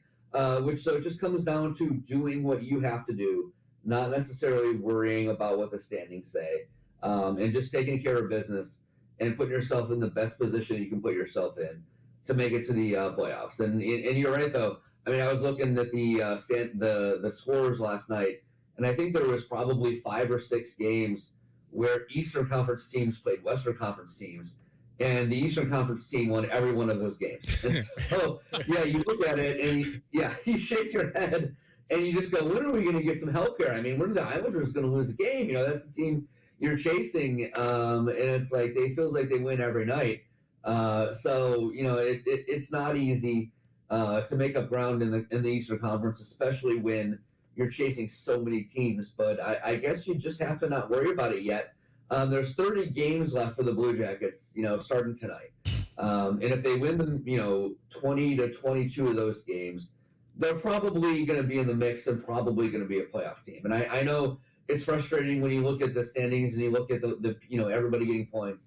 But you just have to trust the process and show up every night and take care of business. If you show up every night and take care of business, no one's going to win all 30 games. But, you feel like if you just show up and do what you have to do, you're going to be in a good spot. And I know it's tough, and I know if you're a standings watcher in January, it's frustrating, but you just have to trust the process and take care of business. Jeff, I asked Coach Bones about this yesterday, and I'm curious to get your take on it. Since he's taken over, they've had 2 games where they've had the league and let it be a tie going into that third period. Obviously, you think about the Penguins game, it ended in a shootout, and then I think it was the Flyers game. They let them come back, but then they won. But they won both of those games. What have you seen different? Because we're used to them blowing the league and then losing the game. But since Bones has taken over, they found a way to win those games. Yeah, I think there's just sort of a confidence with this team right now. And, the margins are so thin in the NHL. You look at the analytics and you look at some of the numbers as the way they've been playing since Rick Bowness took over. And it's not appreciably different from, I think, the Dean Evason era. But there's just something to be said for when you have a team that things are going well, and you have the confidence you're going to win every game, that it feels like you're going to end up winning every game. It's just kind of funny in this sport. I'm trying to think of a corollary, and maybe in baseball is kind of the same way. But you have these sports that you play so many games, and the margins are so thin. I remember the Jackets had that 16-game win streak back in 2016-17, and I went back and looked at some of the analytics for that stretch. And for the first 10 games or so, they actually had really good. Looked like they were dominating games. But then for the last probably 6 or 7 games of that stretch, the numbers weren't super great, but they just found ways to win because they were confident and they felt like they were going to take care of business. And I think this team is in a similar thing right now where it just feels like a switch is flipped, and when they get in these hairy situations or they get in tough situations, they feel like they're going to win the game. And even that game-winning goal the other night, they give up the lead and they've got 4 minutes left. They get the puck deep, they get on the forecheck, they do the right things, they score a goal. And it just feels like that's happening right now. They need to keep it going however they can make it happen. Now, I care about a lot of things going on in the hockey world, Jeff, but I also am passionate about food. You are in a great food town in Chicago. Has there been a Portillo's run? Are you a Portillo's guy? Better be.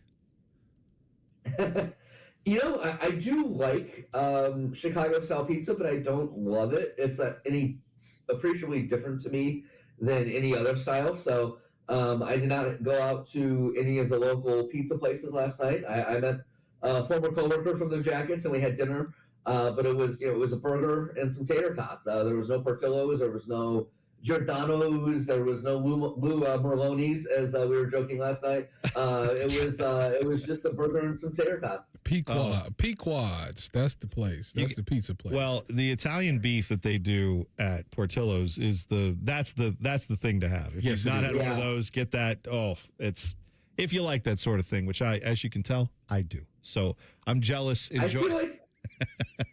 I feel like I'm just going to disappoint you guys with my food takes for the end of eternity. No, you're not going to disappoint me at all. No, T-Bone, yes. Yes, I beg them to send me on trips just so I can try food, and I never get sent anywhere. So I am living vicariously through you, Jeff. So, have fun in Chicago tonight. Hopefully bring back 2 points with the Jackets, all right? Thanks again. All right, sounds good, guys. There you go. Jeff Sabota, the Jackets Insider, joins us every Friday right here on The Fan. Coming up next, 2 minutes away, one former NFL player had a creative solution to trying to pass a drug test. I don't recommend it. You'll hear it in 2 minutes. T-Bone and Tyvis on The Fan. Fan traffic. From the Atlas Butler Plumbing Services Traffic Center. Hey there, and happy Friday. A couple small issues for your commute on the east side, 270 northbound of Broad Street. We've got crews clearing out that snow on that ramp. Some lanes blocked off, so watch for that. 670 westbound of Goodale Street. We've got a crash. Crews are clearing out. Expect some lane closures over there. And another issue we're watching on the south side, 270 westbound. The left lane is blocked off in those westbound lanes as you approach that 270-71 interchange.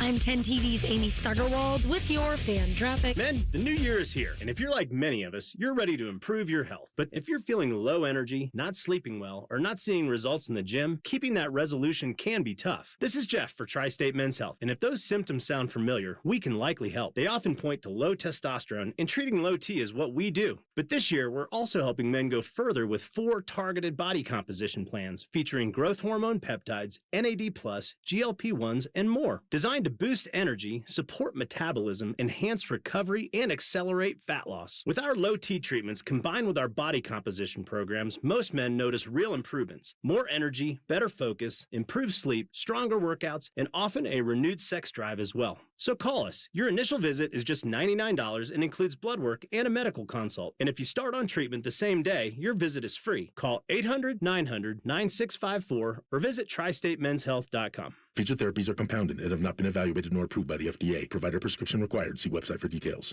Now's the time to buy or renew your 2026 dog licenses. Not only are dog licenses required by law, but fees support the Franklin County Dog Shelter and Adoption Center.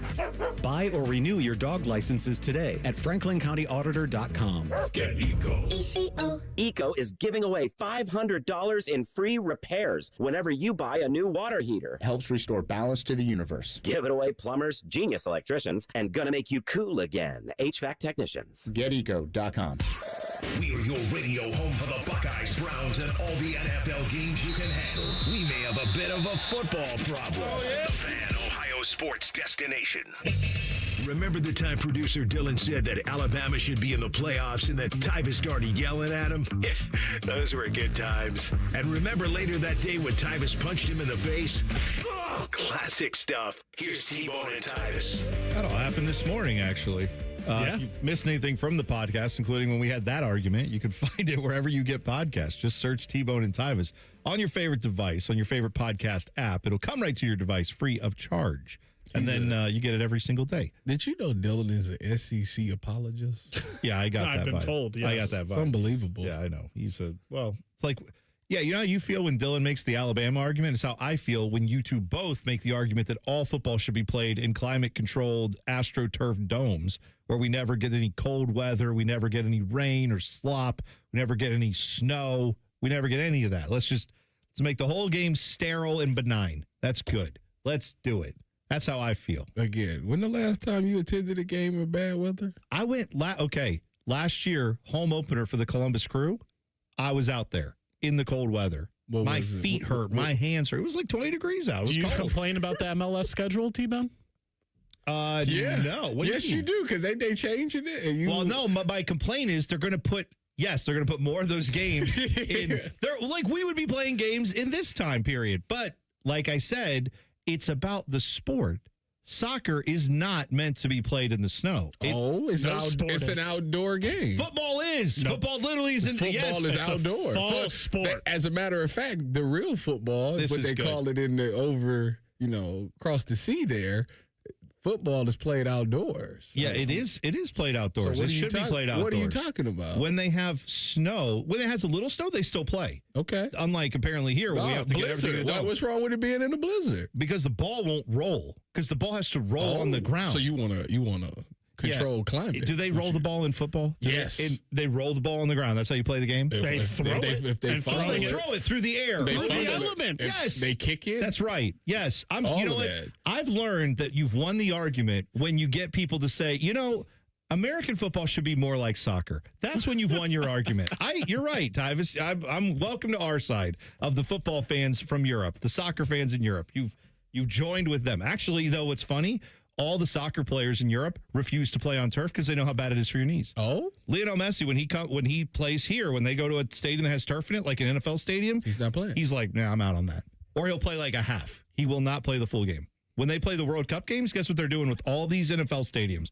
They're covering the turf with real grass because they actually value the athletes. They don't want their athletes getting their knees torn up and not be able to walk later. They want these guys to actually play soccer. So go figure, if you did that in the NFL and had all natural surfaces, we could actually have guys be healthier. But instead, we don't because we don't value the athletes. To your logic, they should just overcome it.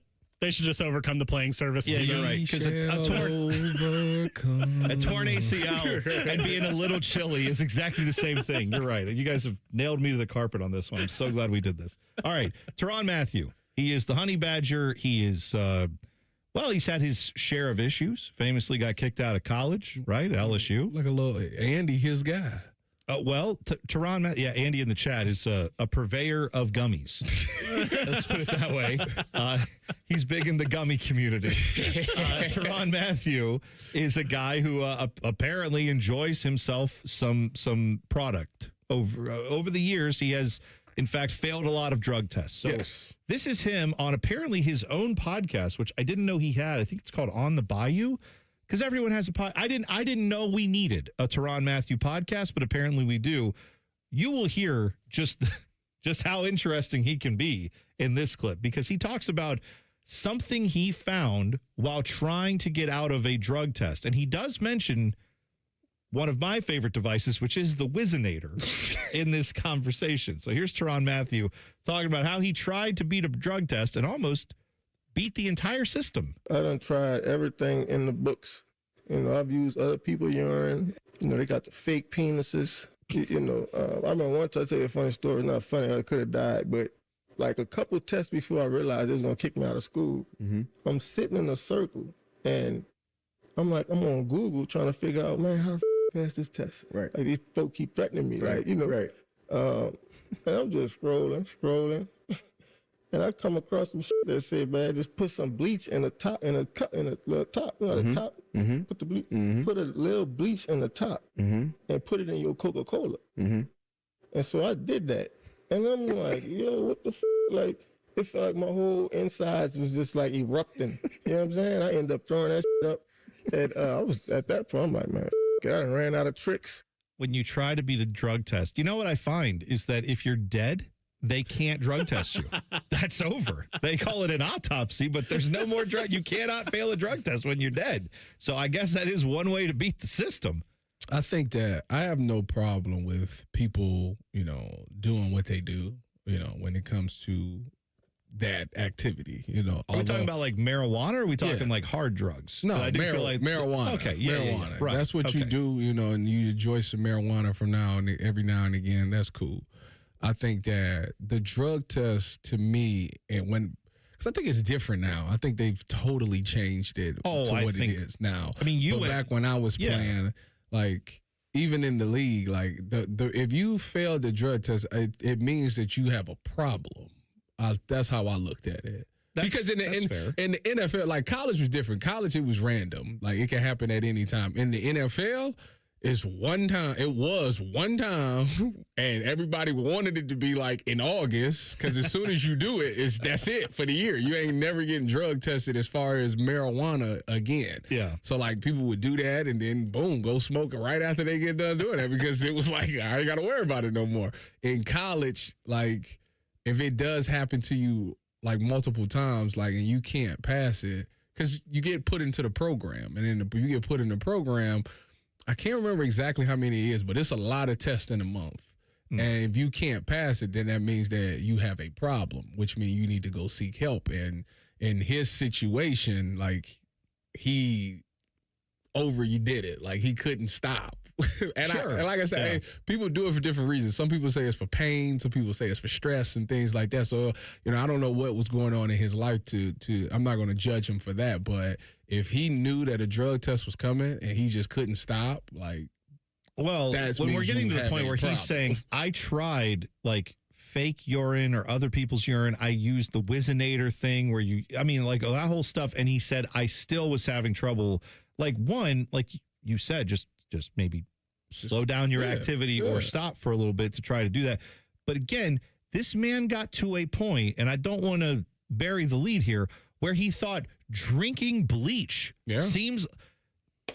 I know we're not here to play school, and I do acknowledge that, like, not everyone is at school for the same reasons, but if you are getting a college education and you are not aware that drinking bleach, ingesting bleach will kill you or can kill you. It's just a little bit in the top, T-Bone. A little bit in the top. Little cap. Just a little bit in the cap with your Coke. It's not that much. It's just a little bit.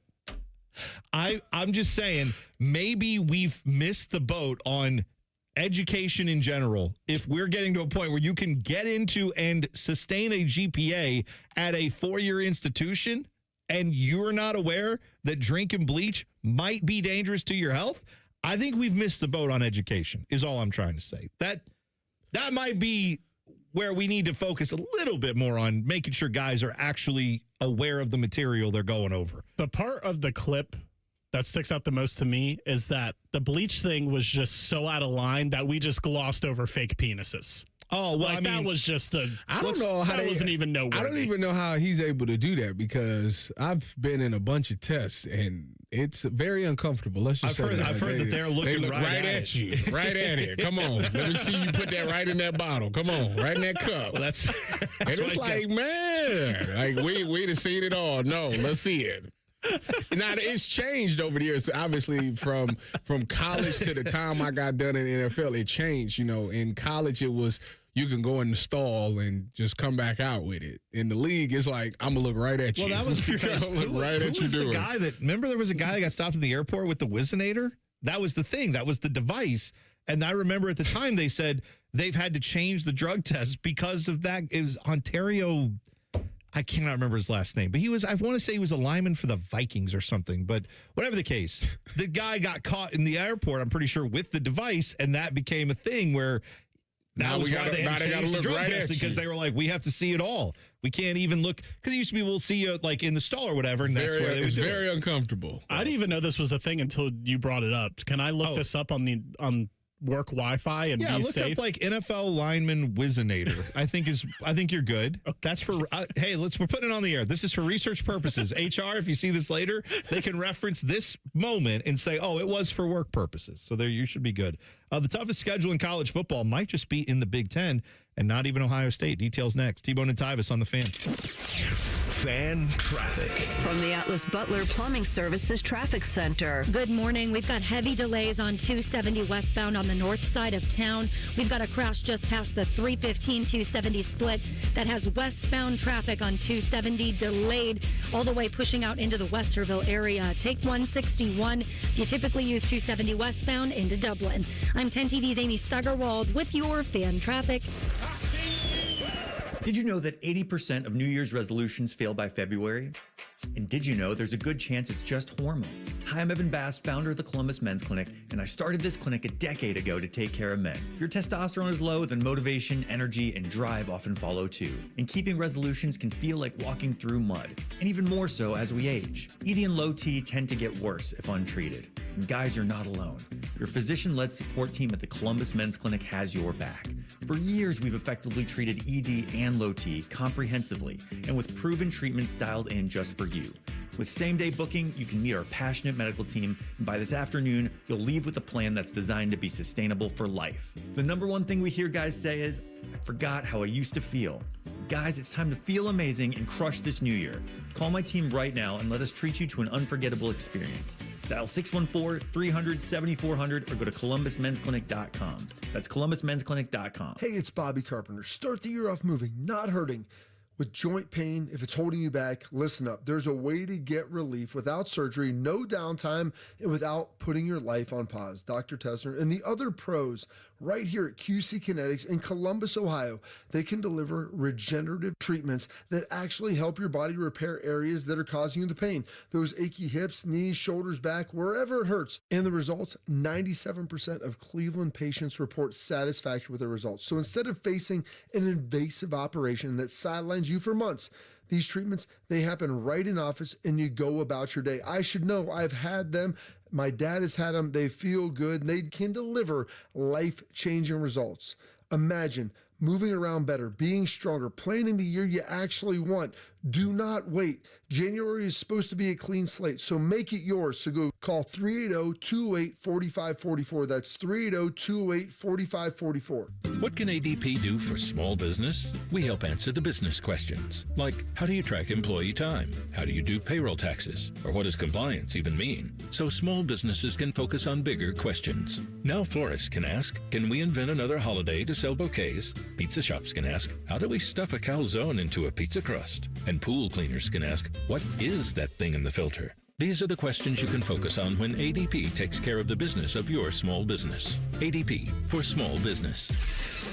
Jake Diebler's Buckeyes hit the road for a Big Ten battle with Wisconsin.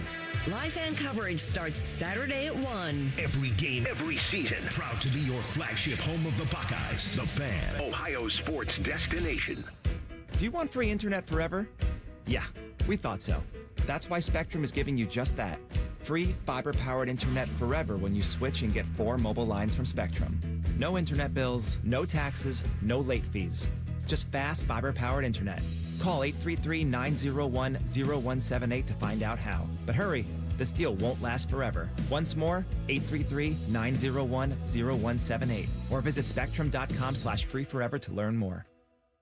Hey, what's up? It's T-Bone. One of the great annoyances in life, at least for me, is the check engine light, right? You get in your car, you see the check engine light, and you go, I got to take care of that. I don't know what it is. So you let it sit there forever. It bugs you, and eventually a bigger problem happens. Well, every day in your house, your check engine light might be on, but it's not your engine. It's your windows. Because you sit down on your couch, you feel the cold, drafty air coming in through your windows, and you go, I got to do something about these windows. But just like the check engine light, I'm afraid of how much it's going to cost, and I don't know where to go.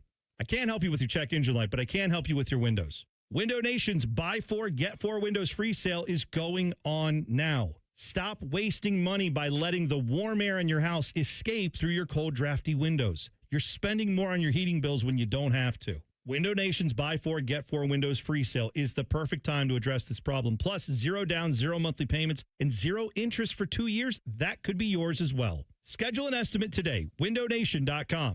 The Fan Guest Hotline is sponsored by Columbus, Worthington, Air, and Bryant. Doing whatever it takes to keep you and your home comfortable. The Fan. Every time Tyvis laughs, take a drink. Just kidding. You'd be dead in 30 seconds. You're listening to T-Bone and Tyvis. You can tweet the program at Bone and Tyvis 971. All right, so the schedules are out for the Big Ten and most of the other power conference teams in college football. And I actually saw this schedule for Northwestern. I'm not saying it's the worst schedule in the in college football. It may not even be the worst schedule in the Big Ten, but it's a very odd schedule for Northwestern. Okay, you ready for this? I am. Let me lay it on you. Open up the season Saturday, September 5th, week 1. Okay.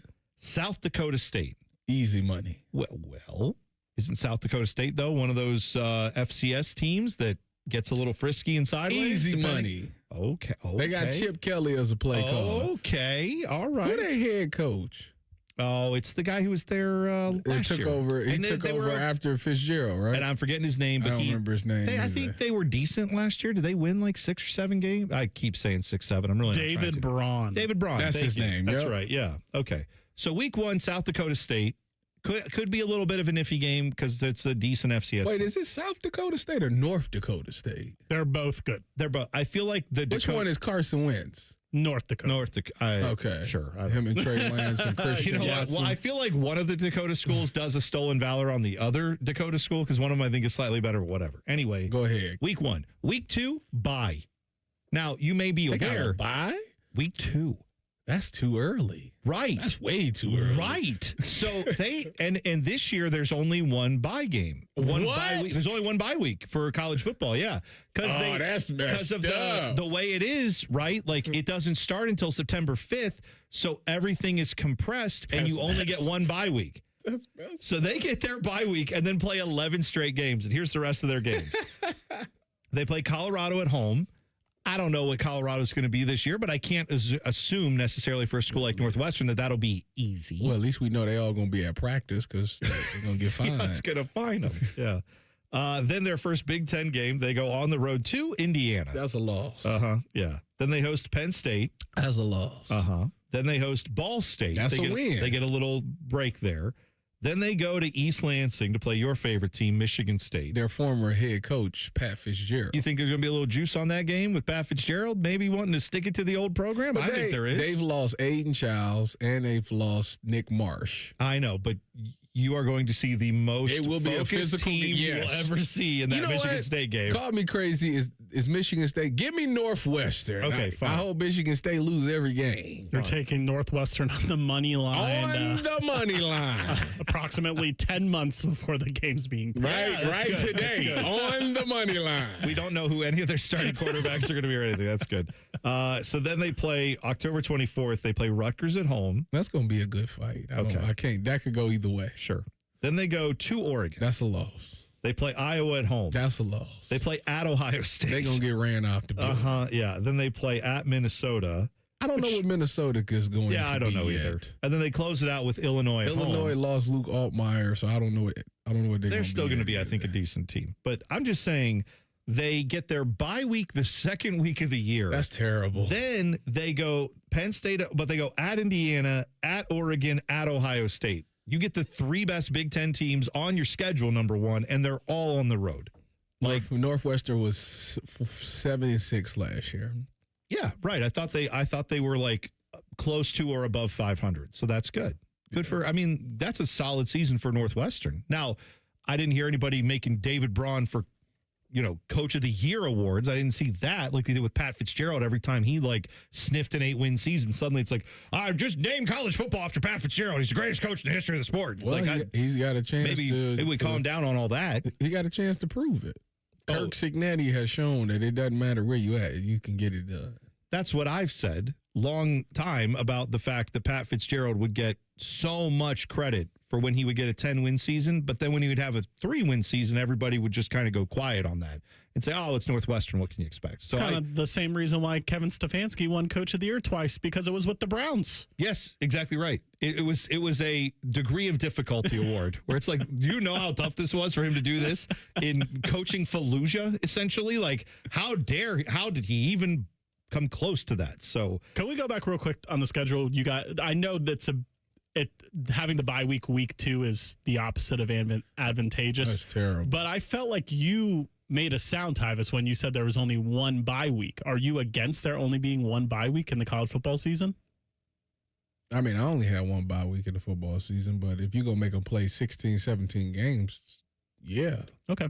Well, the other part of that, too, is it varies year by year. They didn't I don't think they did that on purpose. That's just this year, instead of having last year, the schedule started August 31st. Right. So you have just a broader amount of time before you get to the final.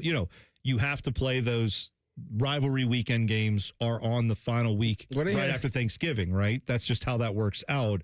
So then, is this the first year the whole schedule's based off championship games, rivalry week, all that? Because they've had bye weeks There are 2 bye weeks the last 2 seasons. Yeah, it seems like it's been the past But few every seasons. year, I feel like before that, it was always just one. It was. Maybe they got rid of it and I didn't know about it or forgot about it. But I was just looking at the schedule and noticed that the first game isn't until almost like a week after when it started. It started August 30th this year. Yeah, that's what I'm saying. Now we're starting on September 5th. So I feel like we've gone the opposite way that we should. And also, don't forget, this is the year that we talked about how college football's national championship is on the January 22nd or something. Yeah, something like 25th, something crazy like that. So, yeah, anyway, they did the opposite. Yeah, I'm just with you. I'm with this in the NFL too. If they add another game, if you're going to add games, you got to add bye weeks. You can't be taking away bye weeks in this case. Well, and I know Bo has brought this up. A lot of people have championed this, and it's real. You have to get to a point where I think we get rid of this week 0 idea. And I would actually start the college football season in late August, not like last year. I would start it the week before, in the August 20-somethings, and get if you can a couple games in August. Slide everything back a little bit. Pull back that Michigan game and those rivalry games before Thanksgiving would be fine with me. And let's try to get this where if we're going to do these playoff games, let's get it wrapped up early January or even January 1st. I don't need this to go all the way almost to February and compete with the NFL playoffs and everything else. It's just is mind-numbingly stupid. There's no reason for it. Why do you want to compete with a sport that you don't have any business trying to compete with? Nothing competes with the NFL. So enjoy being college football. Everybody going to keep trying until they try to take them down. And also, by the way, you don't have any problem selling tickets if you tell everybody every single year, whatever game it is, whatever two teams make it, it's going to be at the Rose Bowl on January 1st. Right? I mean, people will plan vacations around that, just saying it's the college football vacation for New Year's. Where, yay, you go to Disneyland, you go see Southern California, you have a nice time. And then if your team's there, great. If they're not, you still get to enjoy a nice college football weekend. I enjoyed my time at the Sugar Bowl when we beat Bama. I bet you did. On that thing. It was a really nice time. I enjoyed my time Bourbon Street. Yep. Yeah, that's fine. Bourbon Street, New Year's Eve, the day before. What a time to be alive. You might see some things. I saw a lot of Jerry things. Springer, beads. A lot of people came to get Are you beads. saying you'd like it to rotate because you don't want it to just be at the Rose Bowl? Or are you saying that The you want it Rose to Bowl be is in a New beautiful Orleans? sight, but I will say that the celebration, well, I guess the celebration would be really good for both. Okay. All right. I will say there are people out there that say that there's not a pair of knockers that they wouldn't want to see. Go to Bourbon Street on New Year's Eve, you'll see a pair that you don't want to see for sure. At least one pair. A pair of knockers? What are Yes. you, like a 60-year-old Yes. pervert? What is that? That was. I don't want to see those knockers.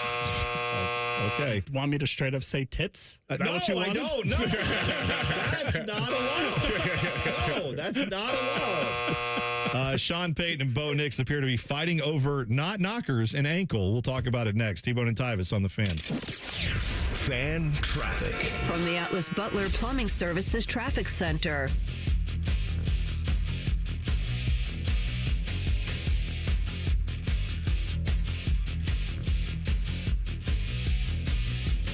Good morning. We are still watching heavy delays on 270 westbound. Multiple lanes blocked off in those westbound lanes just past the 270-315 split. If you typically use 270 westbound into the Dublin, maybe into the Powell area, I would take 161 instead. I'm 10 TV's Amy Stuggerwald with your fan traffic. The biggest party of the year is here. Zach Brown Band, Love and Fear Tour, presented by Margaritaville at Sea. Friday, August 14th, Nationwide Arena. Zach Brown Band. We're all in the same boat, fishing in the same pool. One night, all the hits. Zach Brown Band with special guest, Old Crow Medicine Show. CMA, ACM, and Grammy Award-winning Zach Brown Band. Tickets on sale Friday at 10 a.m. at ZachBrownBand.com. And a little bit of chicken fried. Cold beer on a Friday night. A pair of jeans that fit just right. Don't miss Zach Brown Band, Love and Fear, live. Hey, what's up? It's T-Bone. If you've ever had somebody do work at your house, it's annoying as crap, at least to me, when someone shows up to your house that you never met, you've never worked with, and you didn't hire to do the job. Subcontractors, I understand why they exist, but for me, I want to work with a company that's going to bring people who know what they're doing, who are trained by the company to put their product in. On time, on budget, no surprises at the end. That's what Baths R Us does every single time. These folks started in Ohio and grew by word of mouth because they do it right the first time. And the big difference with them, they have local crews. They never sub out the work. The people who show up to your door, they're trained by Baths R Us. They're actually employees of the company, not some random crew they hired last week. Whether you need a safer bathroom to stay independent or you just want a space that you're proud of, they build it to last. That's Baths R Us. Call them today and see what it's like to work with people who actually keep their promises. Kind of a rare thing these days. Call them today, 380-225-BATH. That's 380-225-BATH. Baths R Us. Bathrooms you can trust. Call now. Shop Meijer and bring more good to game day with Buy 5, Save 5 deals on Watch Party fan favorites. Mix and match and save $5 when you buy 5 or more go-to party items, like select varieties of DiGiorno frozen pizzas and Late July tortilla chips. 24 packs of select Pepsi products, plus deposit where applicable, and Brawny paper towels. The Buy 5, Save 5 deals at Meijer. Now that's the good life. A good deal better. Exclusions apply. See all deals in the Meijer app. Just announced. Get 0% financing for up to 60 months on new 2026 Tucsons. Only at Great Lakes Hyundai, Columbus, or Dublin, or GLakesHyundai.com. On SEN, SEL trims with approved credit in GLakesHyundai.com. Wesley Financial Group is not a law firm. I'm Chuck McDowell, founder of Wesley Financial Group. Did you buy a timeshare because they told you it was a great investment? That's a lie. Most timeshares can be bought online for $1. To find out what your timeshare is worth and to cancel it, call us today and we'll send you our timeshare exit kit free with all your options for cancellation. Call Wesley for your free exit info guide. 800-691-9999. That's 800-691-9999. Shopping with your parents can be embarrassing. Why would they sell jeans with holes in them? I'm going to speak to the manager. Mom! That hoodie is giving. You should get it. YOLO. Thanks to the Chase mobile app, your kid can shop independently while you keep an eye on their spending. So you can go from... We can be twinsies. ...to... How was shopping? Saw you stayed on budget. Thanks, Mom. Freedom for kids, control for parents. That's family banking from Chase. Account subject to approval. Chase mobile app is available for select mobile devices. Message and data rates may apply. JP Morgan Chase Bank N.A. member FDIC. I love Right Pack Credit Union because they're solution driven. I feel valued as a member. They're focused on the latest technology and the personal connections. Experience benefits that go beyond banking with Right Pack Credit Union. Just ask our actual members. I definitely recommend Right Pack to all my family and friends as a credit union of choice. Visit one of our Columbus area Right Pack Credit Union member centers near you. Based on individual members' experiences, results may vary. At St. Jude, every innovation we make is a moment we give to children with cancer everywhere. But we can't do it without you. Learn more at stjude.org.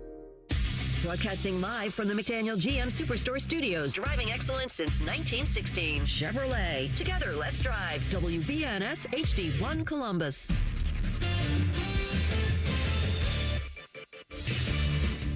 Good morning, I'm Dylan Gonzalez. The Ohio State women's basketball team hosted Wisconsin last night. Jelani Cambridge had 29 points, and the Buckeyes beat the Badgers 81-58. Next up is a home matchup with Nebraska on Sunday at 6 on the Fan 2. The Columbus Blue Jackets will go for their fourth win tonight in Chicago when they visit the Blackhawks. Coverage starts at 8 o'clock right here on the Fan. The Cleveland Cavaliers will go for their sixth straight win when they take on the Phoenix Suns tonight. Tip-off is at 9 o'clock for that game. And finally, the Ohio State men's basketball team will play tomorrow in Madison versus the Wisconsin Badgers. Coverage for that game starts at 1 o'clock with the Fan tip-off show right here on the Fan. This update was sponsored by High Bank Distillery. Locally inspired dishes and award-winning cocktails. Visit highbankco.com to make your reservation. Dine, drink, distill at High Bank. Breaking sports news when it happens right here on the Fan. If your kid is complaining about not wanting to go to school, blast the volume on this show. You won't have any more problems. This is T-Bone and Tyvis. I always tell you guys about how Tri-State Men's Health has always been the number one people that can help you with low testosterone. But this year, they're helping you go further with 4 targeted body composition plans featuring GH, peptides, NAD+, GLP-1, and more, designed to boost energy, support metabolism, enhance recovery, and accelerate fat loss. With the low T treatments combined with the body composition programs, most men notice real improvements, more energy, better focus, improved sleep, stronger workouts, and often a renewed sex drive. Yes. You're suffering from low T. Some of the symptoms is decreasing libido, putting on weight, less productive at the gym, poor sleep patterns, or sad and depressed. If you're experiencing this, go to TriStateMen'sHealth.com and take their low T quiz. And then after that, you want to schedule a consult with Tri-State Men's Health. Right now, the cost of the appointment is $99. There's 2 locations located, two locations located in Columbus. One is in Hilliard. The other one's in Westerville. Call them today at 800-900-9654 or visit TriStateMen'sHealth.com. Featured therapies are compounded and have not been evaluated nor approved by the FDA. Provider prescription required. See website for details. So this situation going on in Denver between Sean Payton and Bo Nix, Sean Payton's having a weird week. You know, ever since all this came out, they lose the AFC Championship game. There have been quite a few things that have happened here in Denver that maybe are worth keeping an eye on. For example, didn't they get rid of Joe Lombardi, their offensive coordinator? Yes. Okay. What was the logic behind that? Do we ever get an answer? Nobody knows. Okay, because if you're not familiar, Sean Payton is an offensive-minded guy. He, I believe, calls the plays there. Yes, he does. He has the play sheet in front of his face when they're talking. I presume that's him calling the plays. Maybe the other guy wasn't pulling his weight. Maybe that's what it was. Maybe. Maybe Sean Payton saw himself like doing all the work, and he's like, I want to work with somebody, not just be the only voice. Maybe. But let's also keep in mind that he got fired after they made the AFC Championship game. Yes. With Bo Nix as their quarterback, who I think is pretty good. I don't think Bo Nix outplayed Josh Allen. Sure, that's fair. Okay. Give him that if you want Is to. that fair, Dylan? That's fair. Okay. To be fair, that's what we're doing. Now, so you have a team that made it to the AFC Championship game and then had the following things happen. Star quarterback broke his ankle, unavailable for that game. They have to go to a backup quarterback who had not thrown a pass all year. Even he's been in the league, 7 years, I want to say Jarrett Stidham has, and has like thrown less than 50 passes in his career. I mean, he's not been like a full-time starter ever in his career. That guy came in and actually had you kind of in the game. Had you in the game. Had you with the lead, at least. Yes, he did. And still, then the blizzard happens, and obviously some of your passing game stuff doesn't work as well, whatever. You lose that game, a very close game, in a game, by the way, where Sean Payton made a decision to go for it on 4th and 1 instead of kicking a field goal with his backup quarterback in. That could have changed the complexion of the game had they kicked that field goal and made it. So he fires the offensive coordinator after pretty much a thing that, I don't know, like AFC Championship game with quarterback who then gets injured and can't play in that game, and you lose it by a field goal. Does that strike anyone here as, yeah, man, you had to get rid of that offensive coordinator? I don't understand that at all. I don't either.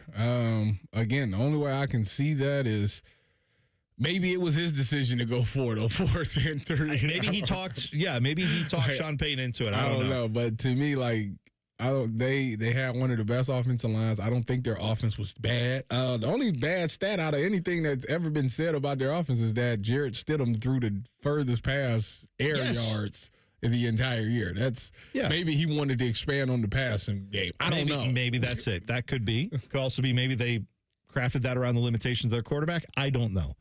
Here's Sean Payton, though. So, like, that situation is weird and bad in Denver, and it doesn't make a lot of sense. But, okay, that could be like an isolated thing between those two guys. Now you have this situation with Bo Nix, where this is what Sean Payton said about Bo Nix's injury to his ankle right after the game.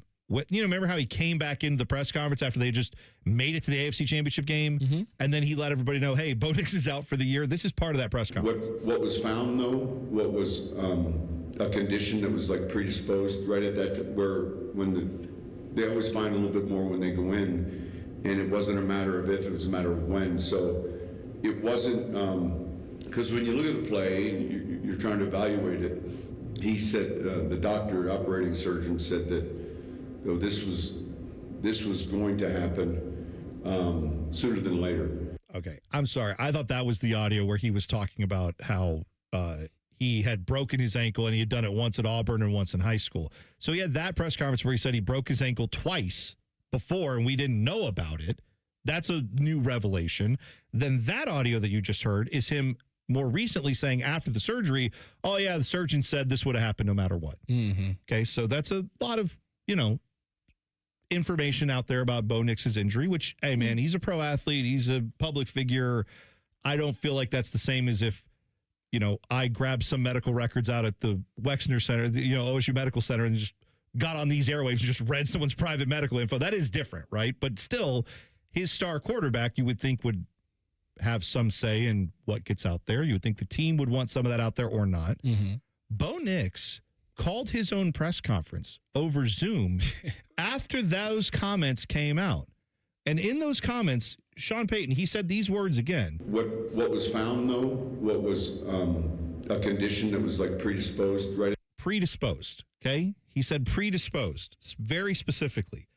On Zoom, Bo Nix, he said specifically, nothing was predisposed. I don't have any issue with my ankle. His exact quote here, nothing predisposed, nothing that was there originally. That might have gotten confused. Just a simple step with my foot up in the air. My body weight came down on it, sort of got twisted up. Could have been a worse landing, but I think that the force went into the only place it could. Bo Nix then went on to clarify, I don't think he really should share how many surgeries I've had in the past, to be honest with you. He doesn't even really know that. But it's going to be good to get back to work. Does that sound like a... I don't know. That seems odd that he called a press conference over Zoom and said, hey, all the reporters, I just wanted to clarify a few things. And then part of what he spent time clarifying was his coach saying, yeah, my guy's got a bum ankle. We probably wouldn't even have drafted him if we knew about that. But anyway, is Sean Payton like in touch with the guys on his roster that he works with, the most important people that he's dealing with? Is he just unaware that he's pissing off guys on his offensive staff and his star quarterback? That seems like a bad read from him, if nothing else. This whole thing is kind of wild because, like, to me, when Sean Payton said what he said, I didn't really look at it like it was bad. I didn't either when I first heard it. Yeah. I thought, okay, he's being a little open, but that's, I figure this is just the organization. He's the leader of the organization. He can talk about what he wants. And then Bo Nix's response to me is like, how would he, first of all, it seems like that's kind of camp to me. I've done the whole process of combine and getting looked at and medicals. They know everything. They know every surgery, unless you've done it off the record. Well, they know 1,000% every injury, every surgery you've had. So I don't know why he would even say that part. That's the part that's kind of confusing to me. At the end of the day, they all feel some type of way because they lost that game. They thought that they had a great chance of winning that game. I don't think this is something that's going to linger on. But to me, it's just like, y'all doing this for nothing. Like, y'all both, if there's a real beef, then we'll see somebody get traded or we'll see them draft or sign somebody else. But I don't know. To me, it's not that big of a deal right now. Well, it isn't now necessarily. We are 9 months away from the start of next year. I'm sure there's plenty of time to patch all this up. But what I find interesting is, so when their GM goes and talks to someone and gets in front of a microphone, whenever that is, if that's at the combine or the draft, what do you think they're going to ask him about? How is the relationship between Peyton and Bo Nix? Don't you think, are they going to ask, hey, did you know that when you drafted Bo Nix, he had all these surgeries?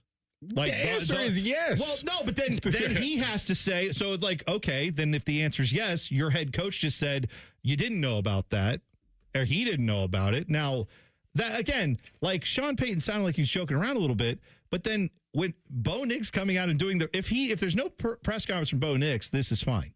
You know what I mean? This is just like, no one would even think about these comments. It'd say, okay, Sean Payton put some info out there, everybody's hunky-dory, no big deal. And then the offensive coaching staff thing, you'd be like, those two guys just didn't see eye to eye, whatever. Now you've got the situation where your star quarterback is coming out saying, let me clarify what this idiot said. And then now the GM's going to probably have to speak on it too. Well, he's definitely going to say we knew about it, because if you say you didn't know about it, now it looks like y'all ain't doing full research. Well, and if you knew about it. Real quick, Sean Payton they asked him about that again, and Sean Payton did say that he was trying to be funny with that part. I know he was, but then to go on further and say, his ankle was just going to do this no matter what. Right. And for Bo Nix to say that's not true either. Like, at the very least, you can say Bo Nix seems to have a problem with the way Sean Payton talks about him. And that seems like something that's going to need to be fixed. So, yeah, not the type of drama you want going into an offseason where you just made the AFC Championship game and everything should be feeling great in Denver. Doesn't feel like the vibes are as high as they should be. Morning Breath is coming up next, and people who should just shut up. T-Bone and Tyvis on the Fan. Fan traffic. From the Atlas Butler Plumbing Services Traffic Center. Hey there and happy Friday. Heavy delays on 71 northbound because of a crash near Cook Road. Also delays on 270 westbound on the north side of town because of two separate crashes. One near the 315 interchange, the other one near the 71 interchange. Use 161 heading into the Dublin area going westbound this morning. I'm 10 TV's Amy Stuggerwald with your fan traffic. Hey, what's up? It's T-Bone. Columbus, are you hungry? Well, it's a good thing Uber Eats has the best deals at all your favorite local restaurants. Like this great deal at El Vaquero. From now until March 31st, you can get a buy one, get one free quesadilla deal, all on the Uber Eats app. That's good for me, but I need to figure out what everybody else is going to eat. So next time you're craving a great meal, don't overthink it. Just get on the Uber Eats app and save big with a great deal. Order now only on Uber Eats. Terms apply. See app for details. Your mornings are jam-packed. So if you're going to add anything, make it your favorite bite from Tim Hortons. Buy any size beverage and add a daily baked donut for $1, a tasty bagel for $2, or a freshly cracked hot breakfast sandwich for just $3. It's the best way to add more to your morning. The 1-2-3 menu, only at your neighborhood Tim Hortons. At participating U.S. restaurants, must ask for offer in restaurant. Tax extra. Exclusions and terms apply at timhortons.com/offer-terms.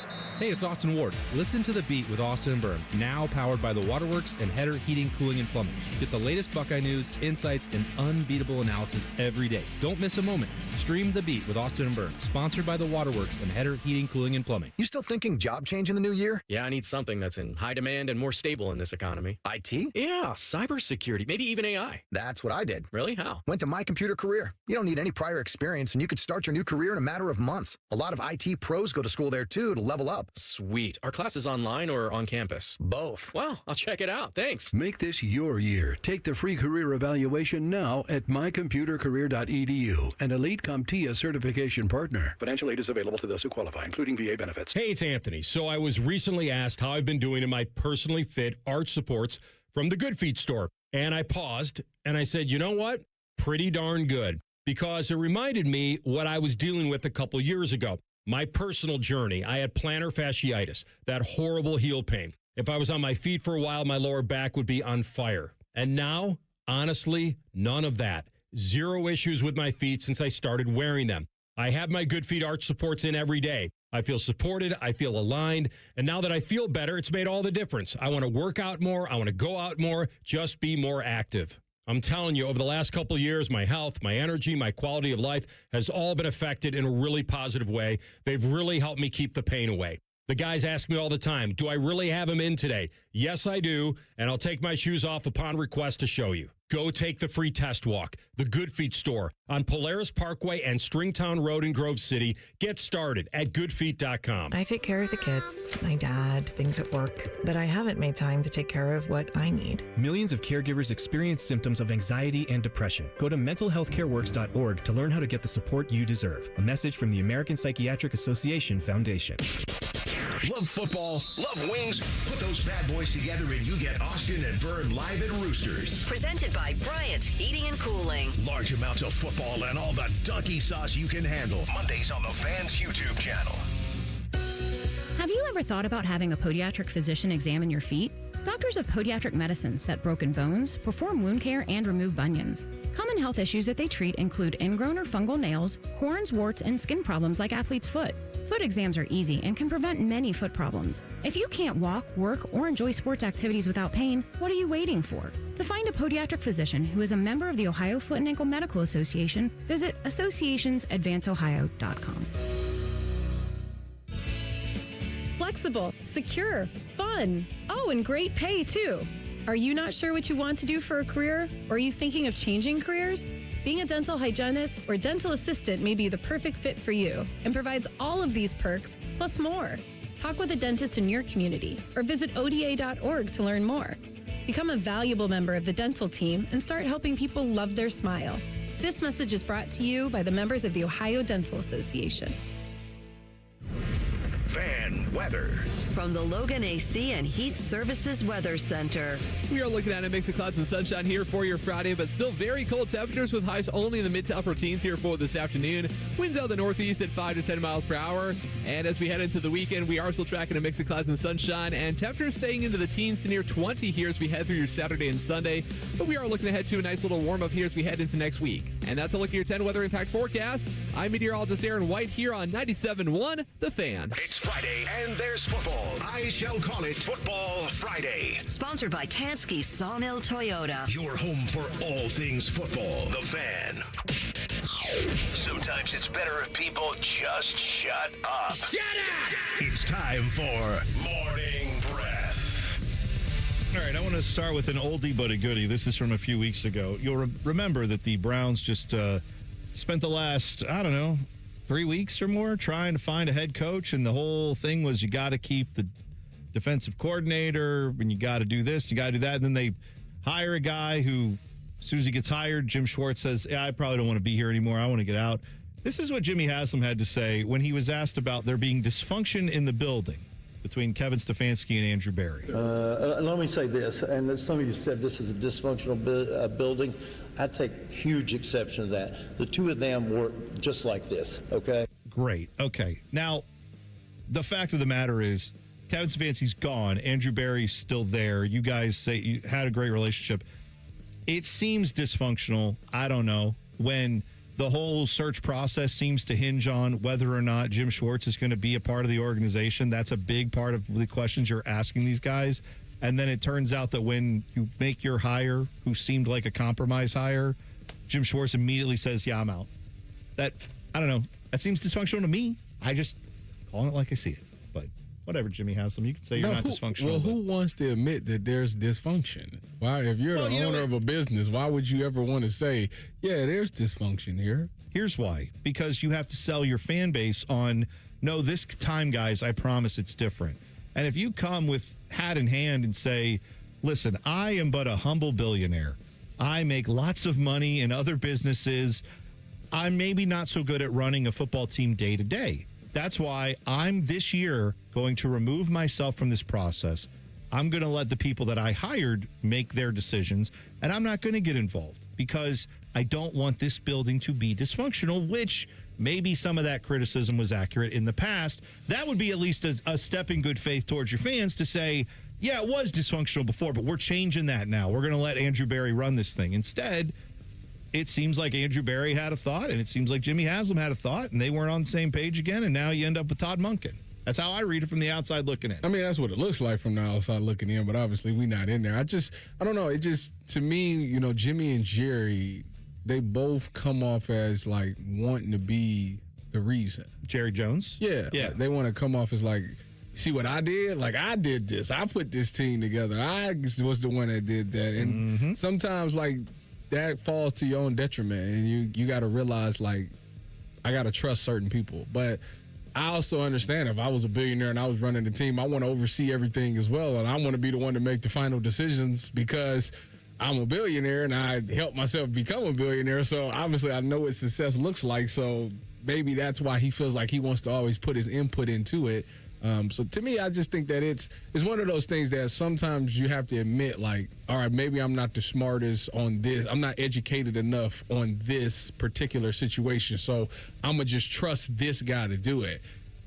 That, to me, is the trust part is where it seems like it might be a little disconnect there. Like, I believe in you, but I don't know if I fully trust to put all the faith in you like that. Have you ever heard of the movie Wag the Dog? No. It's a 30-year-old movie almost at this point. Came out in 97. Dustin Hoffman and Robert De Niro. Okay. Two legendary actors. The whole thing is the government needs something to distract from a major scandal going on with the president. So they hire a Hollywood producer to come in and create like a propaganda film that will get a bunch of news. But they are trying to present this as a real event that happened when in fact it was all fake. So the producer is Dustin Hoffman's character. And in this movie, he keeps throughout the time saying, oh, this will be a story to tell. This will be great when we do this.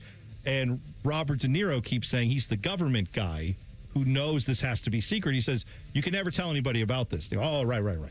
And throughout the movie, that's like a running theme. It's like, well, you can never get the credit for this because you're never going to talk about this because it's classified. He's, oh, yeah, of course. G14 classified. Yeah. Well, in the end, he does end up trying to get the credit for it, and it doesn't work out for him. I'll just put it that way. What I'm saying is sometimes you have to be good with not getting the credit to get the success. And that's where I would love to send this movie to those guys, to Jerry Jones and Jimmy Haslam, and say, this is what happens when you are obsessed with getting the credit. It doesn't work out well. Or don't do it. They should listen to my favorite quote. Just because you're not in the spotlight don't mean you ain't shining.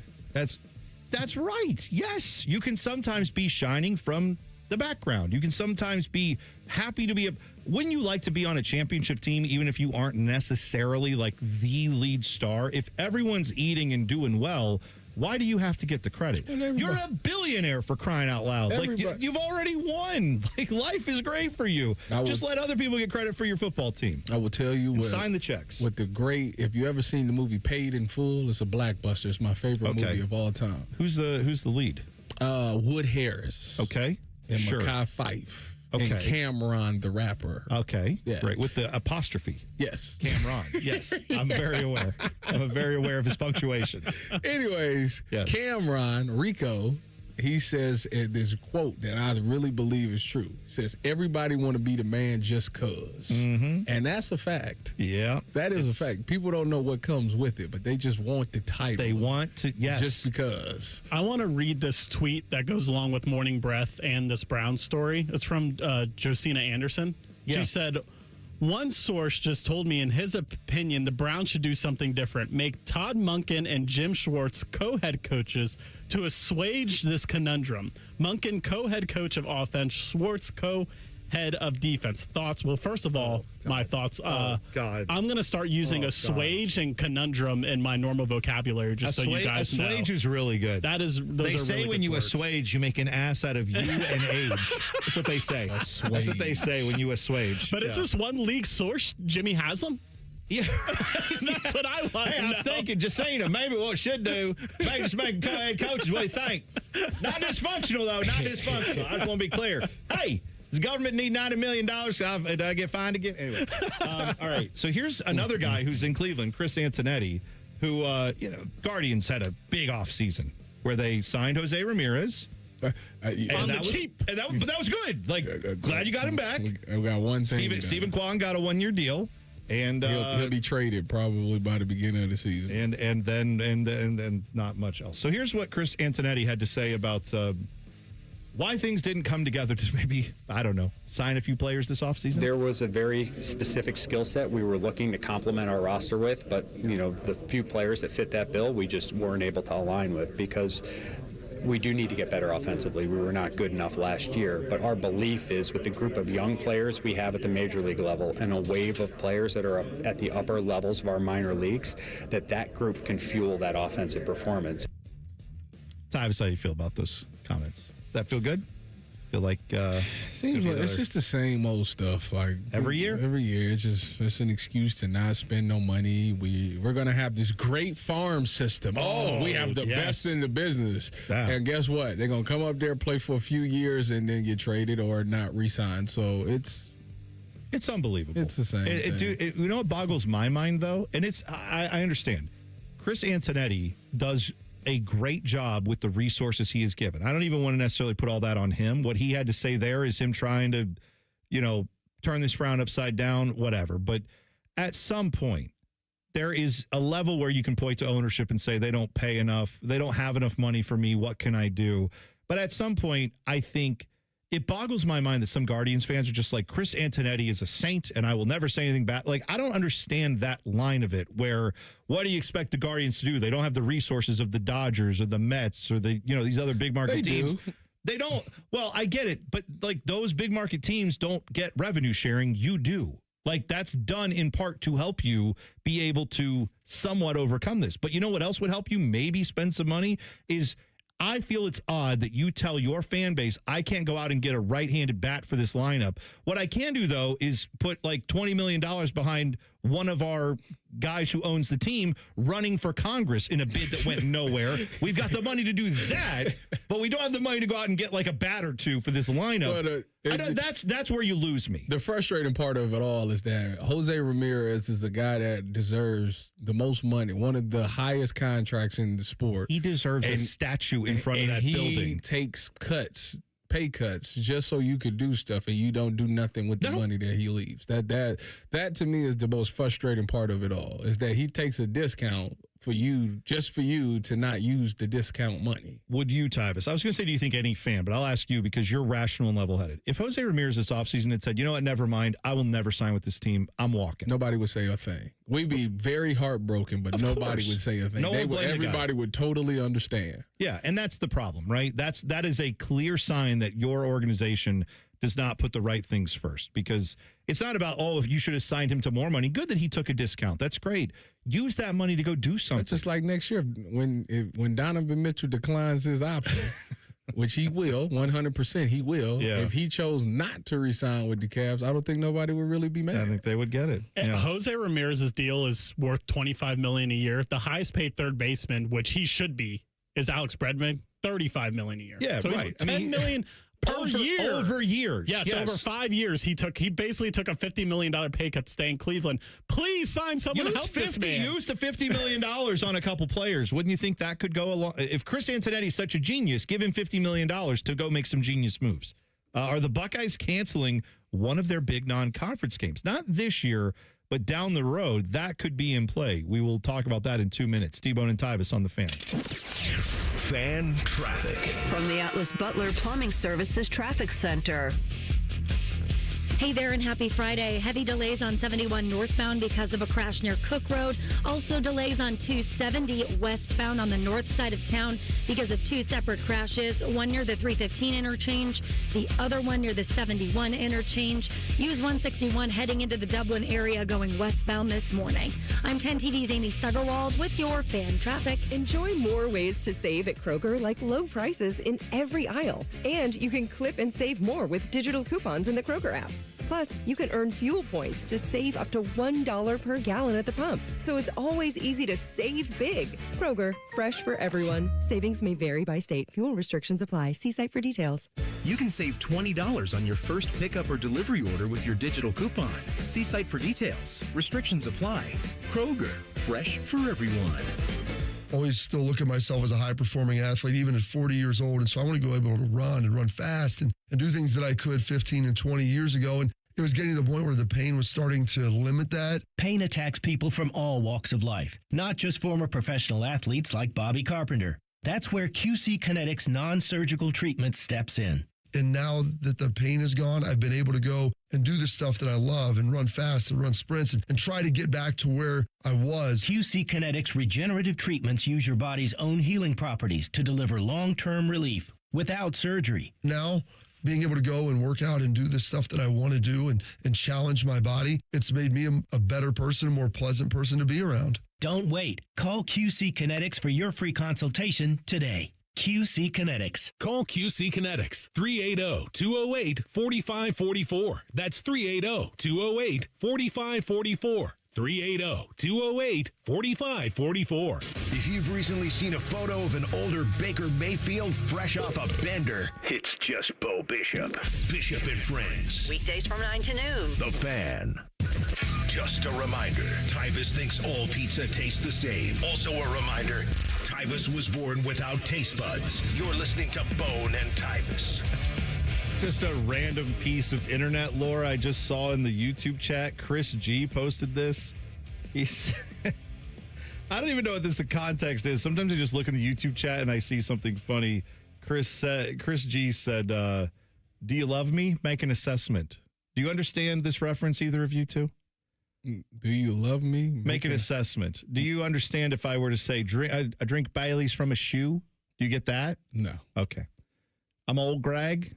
No, nothing. My one. That's one you got to look up. That's for us old time internet users. That's for the elder millennials. Old Greg. I'm old Greg. They got to go look it up. The fact that that's in our YouTube chat today.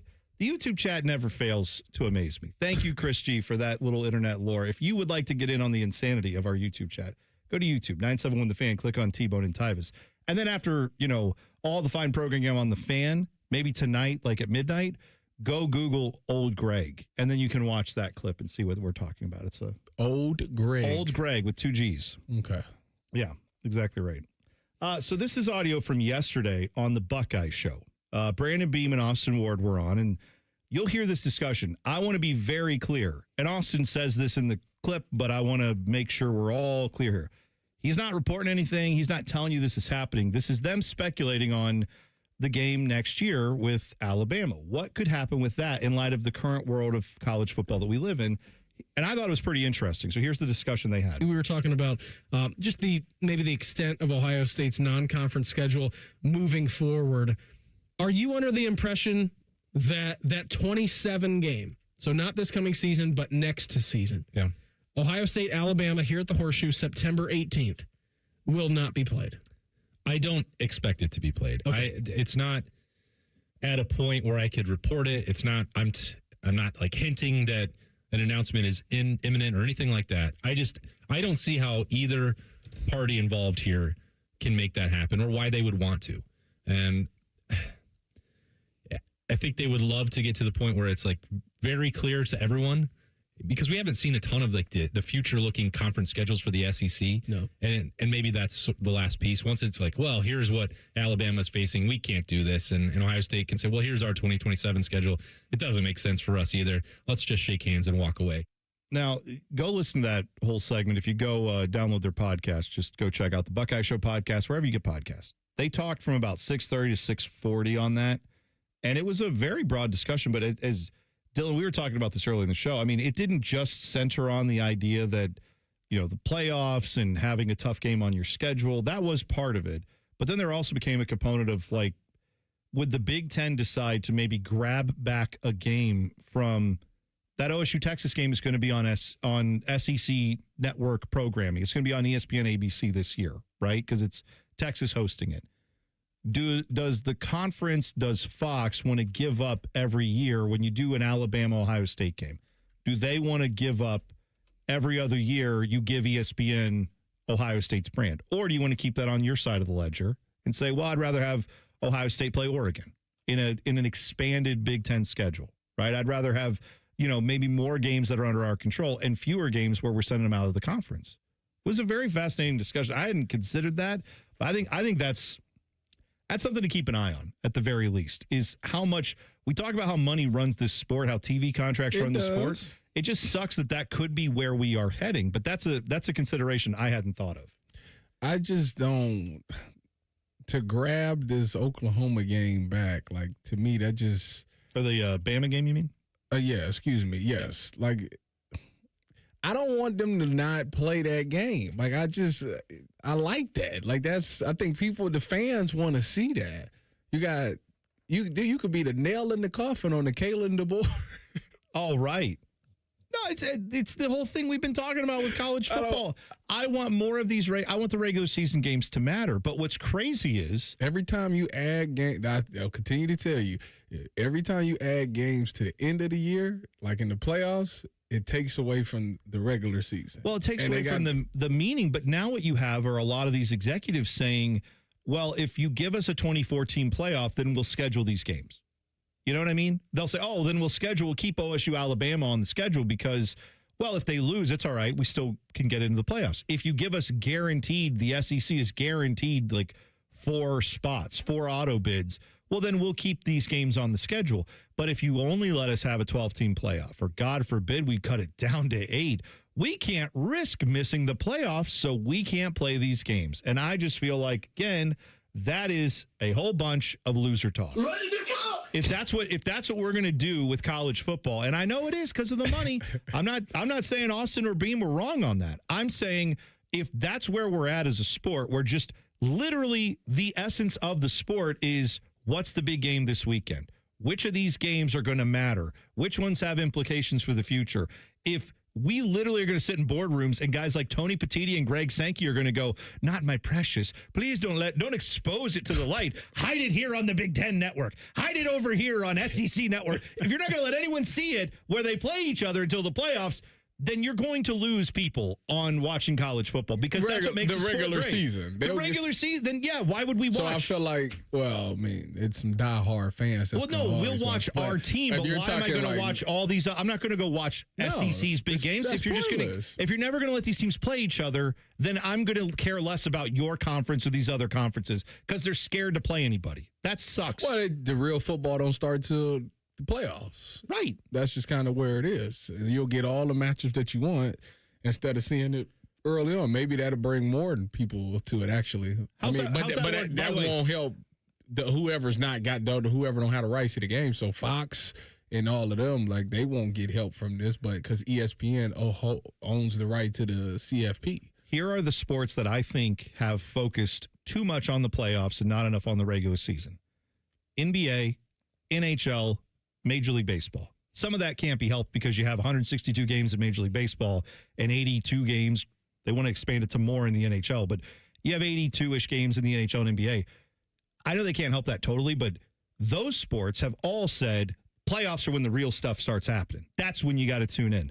What has that done for their regular seasons? Has it made it better or worse? Worse. Right. So does college football want to mirror that, or do you want to mirror what the NFL is, where every single weekend you have people paying attention to NFL games. And they also want to expand to 18 and 20, and I'm sure they want to eventually have a season that runs from August to July, but at some point, like, they even know they can't just kill off the regular season. They need that. The NFL's the biggest product because their regular season is essential. College football's regular season has been essential for so long. But if we're talking about, it's not going to be. They're killing it. Yes, they are. You said with the playoff, maybe they would keep games like Ohio State, Bama with the playoff expansion. People were making that argument when they expanded to 12. Oh yeah, we'll see bigger matchups now, and now we've seen it play out where teams are like, you know what, this isn't even worth it from a competitive standpoint. And then from the TV standpoint, they want to hoard these games, and so the Big Ten, they play 9 conference games now. They want to throw it to 10 so that they get more marquee matchups in conference like Ohio State and Oregon. But tell me, what is a marquee matchup in the Big Ten that doesn't involve Ohio State? Well, right. There isn't one. Yeah. It's all the marquee matchups. Oregon USC this year would be okay. But to Dylan's point though, Tyvis, that's year to year. That is more based on year to year. Right. That's based on, like, if Oregon's undefeated, like this year when Oregon played Indiana. Well, that didn't necessarily register for everyone early on in the season until it became clear that both those teams are undefeated and good. And then it became, that could actually be a pretty big game, right? Like, those matchups will happen. But I'm with you that if we never see these teams out of conference, how do we, like, that's where your measuring sticks were, is that you could go look at, hey, man, USC just went out and beat Alabama. Maybe USC isn't so bad. Maybe back when they were in the Pac-12, maybe we should watch a little more Pac-12 football because maybe that USC team is actually good. Now you don't have that stuff. When you keep all your teams in conference, just like with the SEC this year, those matchups are good. People get excited about them. They get TV ratings, and then they go play the other conferences, they play the other schools, and they fall flat on their face. That's going to eventually, people are going to remember that. It's one of those things that you'll never be able to test the true depth of the conference because everybody will say, well, yeah, the Big Ten is the best conference because they're top heavy. They have the top 2 or 3 schools. They'll say that. But the rest of it is not good. And then you'll say, well, what about bowl season? Well, you can't really count bowl season because those guys aren't playing. Yeah. So the regular season is the only time that you actually can have, and it's not even just the top dogs. It's all of the conference where they can go out and play other conferences and see where they measure up. And it's a real legitimate game where everybody's actually playing to win those games, and there is no excuses. So I think that, to me, is why I like keeping those out of conference games with those marquee matchups, because you get to test the depth of your conference when you go up against these other schools. Yeah, I'm totally with you. I am usually not someone who says, oh, college football. There will be people who come in and say, well, I like college football now. Younger kids are going to grow up with this version that we have, but yeah, man, if the regular season just doesn't matter, go ask the NBA how that's worked out. I don't think that's the model you want to follow. We'll hit the buzzer next. T-Bone and Tyvis on the Fan. Fan traffic. From the Atlas Butler Plumbing Services Traffic Center. Hey there and happy Friday. Heavy delays on 71 northbound because of a crash near Cook Road. Also delays on 270 westbound on the north side of town because of 2 separate crashes. One near the 315 interchange, the other one near the 71 interchange. Use 161 heading into the Dublin area going westbound this morning. I'm 10 TV's Amy Stuggerwald with your Fan Traffic. Hey, what's up? It's T-Bone. Let me ask you something. When's the last time a contractor did exactly what they said they would? On time, on budget, didn't give you any surprises at the end. With Baths R Us, there are no surprises. These folks started in Ohio and grew by word of mouth because they do it right the first time. On time, on budget. And here's the difference with Baths R Us. They have local crews, never subcontracted. The people who show up to your door, they're trained Baths R Us employees. They aren't just some random crew that got hired last week and has no idea what they're doing in your home. Whether you need a safer bathroom to stay independent or you just want a space you're proud of, Baths R Us builds it to last. That's Baths R Us. Call today and see what it's like to work with people who actually keep their promises. 380-225-BATH. That's to call Baths R Us and deal with a company that started right here in Ohio and grew by word of mouth. Because they treat people right. They do what they say they're going to do. 380-225-BATH to call Baths R Us. Baths R Us. Bathrooms you can trust. Call now. Columbus, Ohio. The bug starts here at the 6th World's Toughest Rodeo. February 7th at Nationwide Arena. It's rodeo and a whole lot lot more. Come early for autographs, pony rides, and more. See more action, the best entertainment, and be part of the fun. It's too great to wait. Get tickets now at Ticketmaster.com. It's wild, it's western, it's pro rodeo at the 6 World's Toughest Rodeo. Presented by RM43. Let's Rodeo, February 7th at Nationwide Arena. Why settle for a cold burrito when you can get toasted at Hothead Burritos? Crispy golden on the outside, perfectly melted cheese on the inside. Create your burrito, quesadilla, or bowl and get it toasted at Hothead Burritos. Get up and get you some. Now's the time to buy or renew your 2026 dog licenses. Not only are dog licenses required by law, but fees support the Franklin County Dog Shelter and Adoption Center. Buy or renew your dog licenses today at franklincountyauditor.com. Your mornings are jam-packed. So if you're going to add anything, make it your favorite bite from Tim Hortons. Buy any size beverage and add a daily baked donut for $1, a tasty bagel for $2, or a freshly cracked hot breakfast sandwich for just $3. It's the best way to add more to your morning. The 1-2-3 menu, only at your neighborhood Tim Hortons.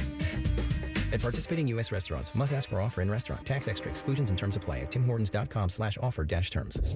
Join the fan weeknights at 6 for the Buckeye Show. And if you're asking if it's just a bunch of homers rooting for all things Ohio State, yes, it is. Proud to be your flagship home of the Buckeyes, the Fan, Ohio's sports destination. It all connects.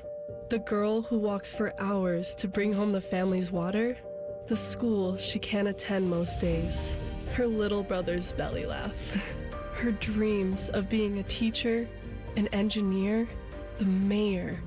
It all connects. But at Child Fund, so do we, through everything we do, so every child can grow up healthy, educated, and safe. Because we need each other. Learn more at childfund.org. Hey, Max, you look absolutely dashing in that purple tie. Ready to harness the world? You bet, Daisy. I'm ready as I'll ever be. And might I say, your purple tie really pops with your vest. Thanks. I almost went with a cape, but didn't want to come across as pretentious. Nonsense. Anyone in our line of work should rock a cape. You might be onto something, Max. Phew, so here we go. First day on the job. We've got this, right? Right. Don't forget, we both graduated from Dogs Inc. with honors. Which means I can guide my human around a busy city with ease. And I can give my human a restful night. I hope my human is kind and loving. And I hope mine likes wet kisses and zoomies. Ready to make a difference? Born ready. Let's go. Discover how extraordinary dogs like Daisy and Max change lives at no cost to the recipients. Visit dogsinc.org. All your favorite fan shows are available when you want them. Head to 971thefan.com and hit that subscribe button. The Fan, Ohio sports destination. Sometimes when Tyvis wears khaki pants, I can see the outline of his genitals. There's no joke there. It's just an observation. God, the more I resist, the more intriguing they become. I can't look away. You're listening to T-Bone and Tyvis. Well, you know, the winters here in Central Ohio are brutal. We're feeling that cold. It's negative degree temperatures overnight the last few nights. And maybe you've noticed it in the house, starting to feel not that cold, but cold enough that it's getting annoying. That could be because your old windows, maybe the insulation in those windows has failed. And if so, it's a great time to replace them. And you can do that with Window Nation's Buy 4, Get 4 Windows free sale, which is going on right now. Yeah, you can get them also with 0 down, 0 monthly payments, and 0 interest for 2 years. The older builder grade windows that came with your house, that could be why you're feeling that chill. Get energy efficient windows from Window Nation. They can help you save money on your energy bills. Plus, of course, they look great. They get installed in a day or less, and they come with a 50-point inspection on every window before it leaves the factory. And like I said, right now, you buy 4, you get 4 free. How do you do this? Well, schedule your fast free estimate today by going to windownation.com. That's the easiest way. Windownation.com, buy 4, get 4 windows free sale going on right now. Bo, do you recall what your first alcoholic beverage was? Yeah. Would you? It was, I actually just made this my officially endorsed this week. I was definitely under, I mean, like, this is a sip, not like the first one that I had, but I was definitely under 10. We were on vacation in Banff in Canada. And we Banff National Park. I've always wanted to go. Yeah, it's beautiful. Great skiing there. And so we were up there on vacation, and we were at the hotel at night, and all of them had like these kind of elaborate pools, that was a big thing back in the 80s. And my parents ordered a hot Alpine, which was, I had no idea what it was, and it was chocolate milk with peppermint schnapps. And so my mom let me have a sip of it, just a little tiny sip of it. And that was the very first one. But I routinely would have sips of beer as a kid. Never had my own, but like uncles always had Yellow Jackets and stuff and would give you some. My dad always drank Miller High Life. And so I would, he would have one every night. I've never seen him drunk ever, but he would have one every night, and you'd get a sip of that every once in a while. The reason I asked is because I was going to ask, would you still drink that today? Like the people that I grew up with, they was drinking like Smirnoff and Svedka and stuff like that, and they would turn their nose up to that today. And I was just wondering if you were the same way. Well, we got more refined, I think, on all that stuff. Alcohol's come a long way in terms of the quality. And if you were of a certain age, as I am, man, I'm 40, there was the vodkas that you mentioned. There was Jose Cuervo tequila. There was Jim Beam, Jack Daniels, and that was it. Like, there wasn't single barrel bourbon. There wasn't Añejo tequila. There wasn't ultra distilled vodka. Like, none of that stuff existed. Maybe it existed, but it just wasn't something that anybody cared about. I think in those days, they just wanted to get all lubed up. Yeah, kind of my guess. That's right. It's just what I don't know gets that the they job. cared too much about how it tasted. I think, what do we got to do to get feeling good? Tyvis, That seems what it was. You forget when we were in high school, that was the prime of Four Loko. Yeah, Oh my goodness! Yeah, that's true. Four Loko. I remember change your life. I remember the newscast. Just that was like every day. It was like the Four Loko update. Are your children drinking it? How do you avoid Four Loko? It's like it was a panic for the parents. Like, is my child on Four Loko? Call the number. Here I was drinking Kool-Aid. And you still are, buddy. That's Had the same flavors, Kool-Aid and Four Loko. Well, you know Kool-Aid what, Bo? remains undefeated. It's undefeated now. It was undefeated then. Bo, they're saying that these guys, because we're all of a different generation, but the younger guys here, it's their generation and the younger than them that are killing off booze, and that according to them, the bourbon industry is sitting on lakes of bourbon going unpurchased. And I'd like to know, where can I go to vacation in the lake of bourbon? I would love to go. A seaside villa would be great. It's on this road between Lexington and Louisville, and it's all there. It's all right there. You can find all of it. But look, that's just supply and demand, right? Like, everybody amped up production it's been a bourbon boom for, I think Pappy Van Winkle won the San Francisco World Spirits Competition mid-2000s, something like that. And that's when that was the first non-Scotch to win it. And so when that happened, it was like, whoa, that's something. And that set it off. And that set off a bourbon craze for 15, almost 20 years probably. And it's still there, but it's not what it was 5-6 years ago either. And some of the stuff that I don't like, and they don't do it in Ohio. Obviously, they say lottery, everything's special in Ohio, but or a lot of the things that are special. But I hate in some states how they sell it. You could buy it off the shelf, but it's marked up 6 times. Oh God, yeah. Like, that's ridiculous. You go down to I guess it's available, but like Elmer T. Lee 15 years ago, 20 years ago was a $26 bottle of booze. Oh, sure. Yeah. And now if you can't even find it, or if you do, it's $200. That's not right. So no, it's not. It sucks. I don't necessarily like the what do they call it? Like, again, this is inside bourbon talk with T-Bone and Bo, but like when you drive past a supermarket that has the liquor store in it, and it's Saturday or whatever their day is, and it's like there's 50 people standing outside waiting because they got their allotment of stuff, and you stand in line and you can buy it at price, but there's only 3 bottles of what you want. And if you're not one of those people that got there the night before and waited 12 hours, and then half those people are selling it on, like reselling it. Not drinking it. Yeah. No, that's a problem. That's not. I think good. it sucks. And I think the other thing that you lost it, like 15 years ago, before all this regulation came in, it would be like baseball cards. Yeah. Like, you'd stumble into a liquor store that you've never been in. You're like, well, I wonder if they have anything. And every once in a while you look on the shelves, you go, oh my God, they got a Ken Griffey Jr. rookie card. Like, the equivalent of that, right? They got a Rock Hill Farms or something like that, or something you rarely see. And now that's all gone because it's all on the database. And so all that's gone. Yeah, it's too bad. So coming up today, I know, among other things, Jackets are in Chicago. You guys have Shelley time coming up today with Jody Shelley. I see Doug Maurice is joining you guys as well at 11:30. So Uncle Tim. Oh yeah, Tim May. Yeah, you got a couple. You got some personalities on there today. That's yeah. We'll have some fun. Yeah, and it's cold. It's cold. Brutal. Are the kids school? No school? Yeah, they were school. They were off Monday and they went the rest of the week. We have a complete lack of respect for society and the school drop-off line that continues again today. And so, it is what it is. But it's like this is my message for people, and I'm not talking about the kids who have to walk to bus stops. I'm not talking about that. I'm talking about the people who drop their kids off at schools. I promise you, they are not going to freeze to death walking 50 feet. Right. Versus 6. They're not. They're going to be fine. Just let them get out. Yeah. They'll be fine. Just get them out and get them in the school. One warm pod to another warm pod. 12 seconds of walking. That's it. You're going to be fine. Yeah. No, that's good. More of that coming up. Bishop and Friends, 9 to noon, right here on The Fan. Thanks, Bo. We appreciate it. All right, boys. Have a good weekend. There you go. Shove it down your throat. It's time for the buzzer. Sponsored by Logan AC and Heat Services. Feeling the chill? Call the experts at Logan Services now for hot deals on Train furnaces, including 0% APR for 60 months. Here's an email that went out to the Indiana Hoosiers students on the IU campus in Bloomington. Okay, student government.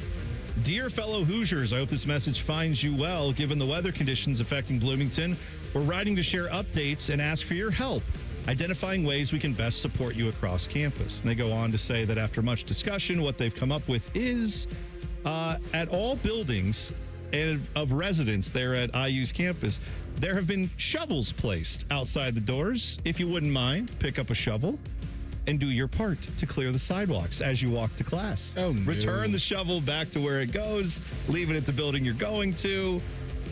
How much does it cost to get into IU these days? I'm sure it's not cheap. You're telling me you can't get a couple plows and get out there and shovel off these sidewalks for these kids walking to class? They're already paying you $150,000. Not a go to chance. this school. What are we doing? Not a chance. No, go shovel your own snow. Let's not. So classes is canceled. Yeah. Who's going to take you up on that? Or what? Or I don't go to class? That's stupid. All right. Well, enjoy the rest of your Friday. Hope it's a little bit warmer for you. We will be back on Monday to recap all the action from the weekend then. It's T-Bone and Tyvis on The Fan. Fan traffic. From the Atlas Butler Plumbing Services Traffic Center. Hey there, and happy Friday. A couple delays on 270 westbound. Very slow moving traffic between 71 and 315 because of 3 separate crashes, all going westbound. You typically take 270 westbound into Dublin. I would use 161 instead. We're also watching delays on 670 in both the east and westbound lanes right near the airport because of a couple issues. I'm 10 TV's Amy Stuggerwald.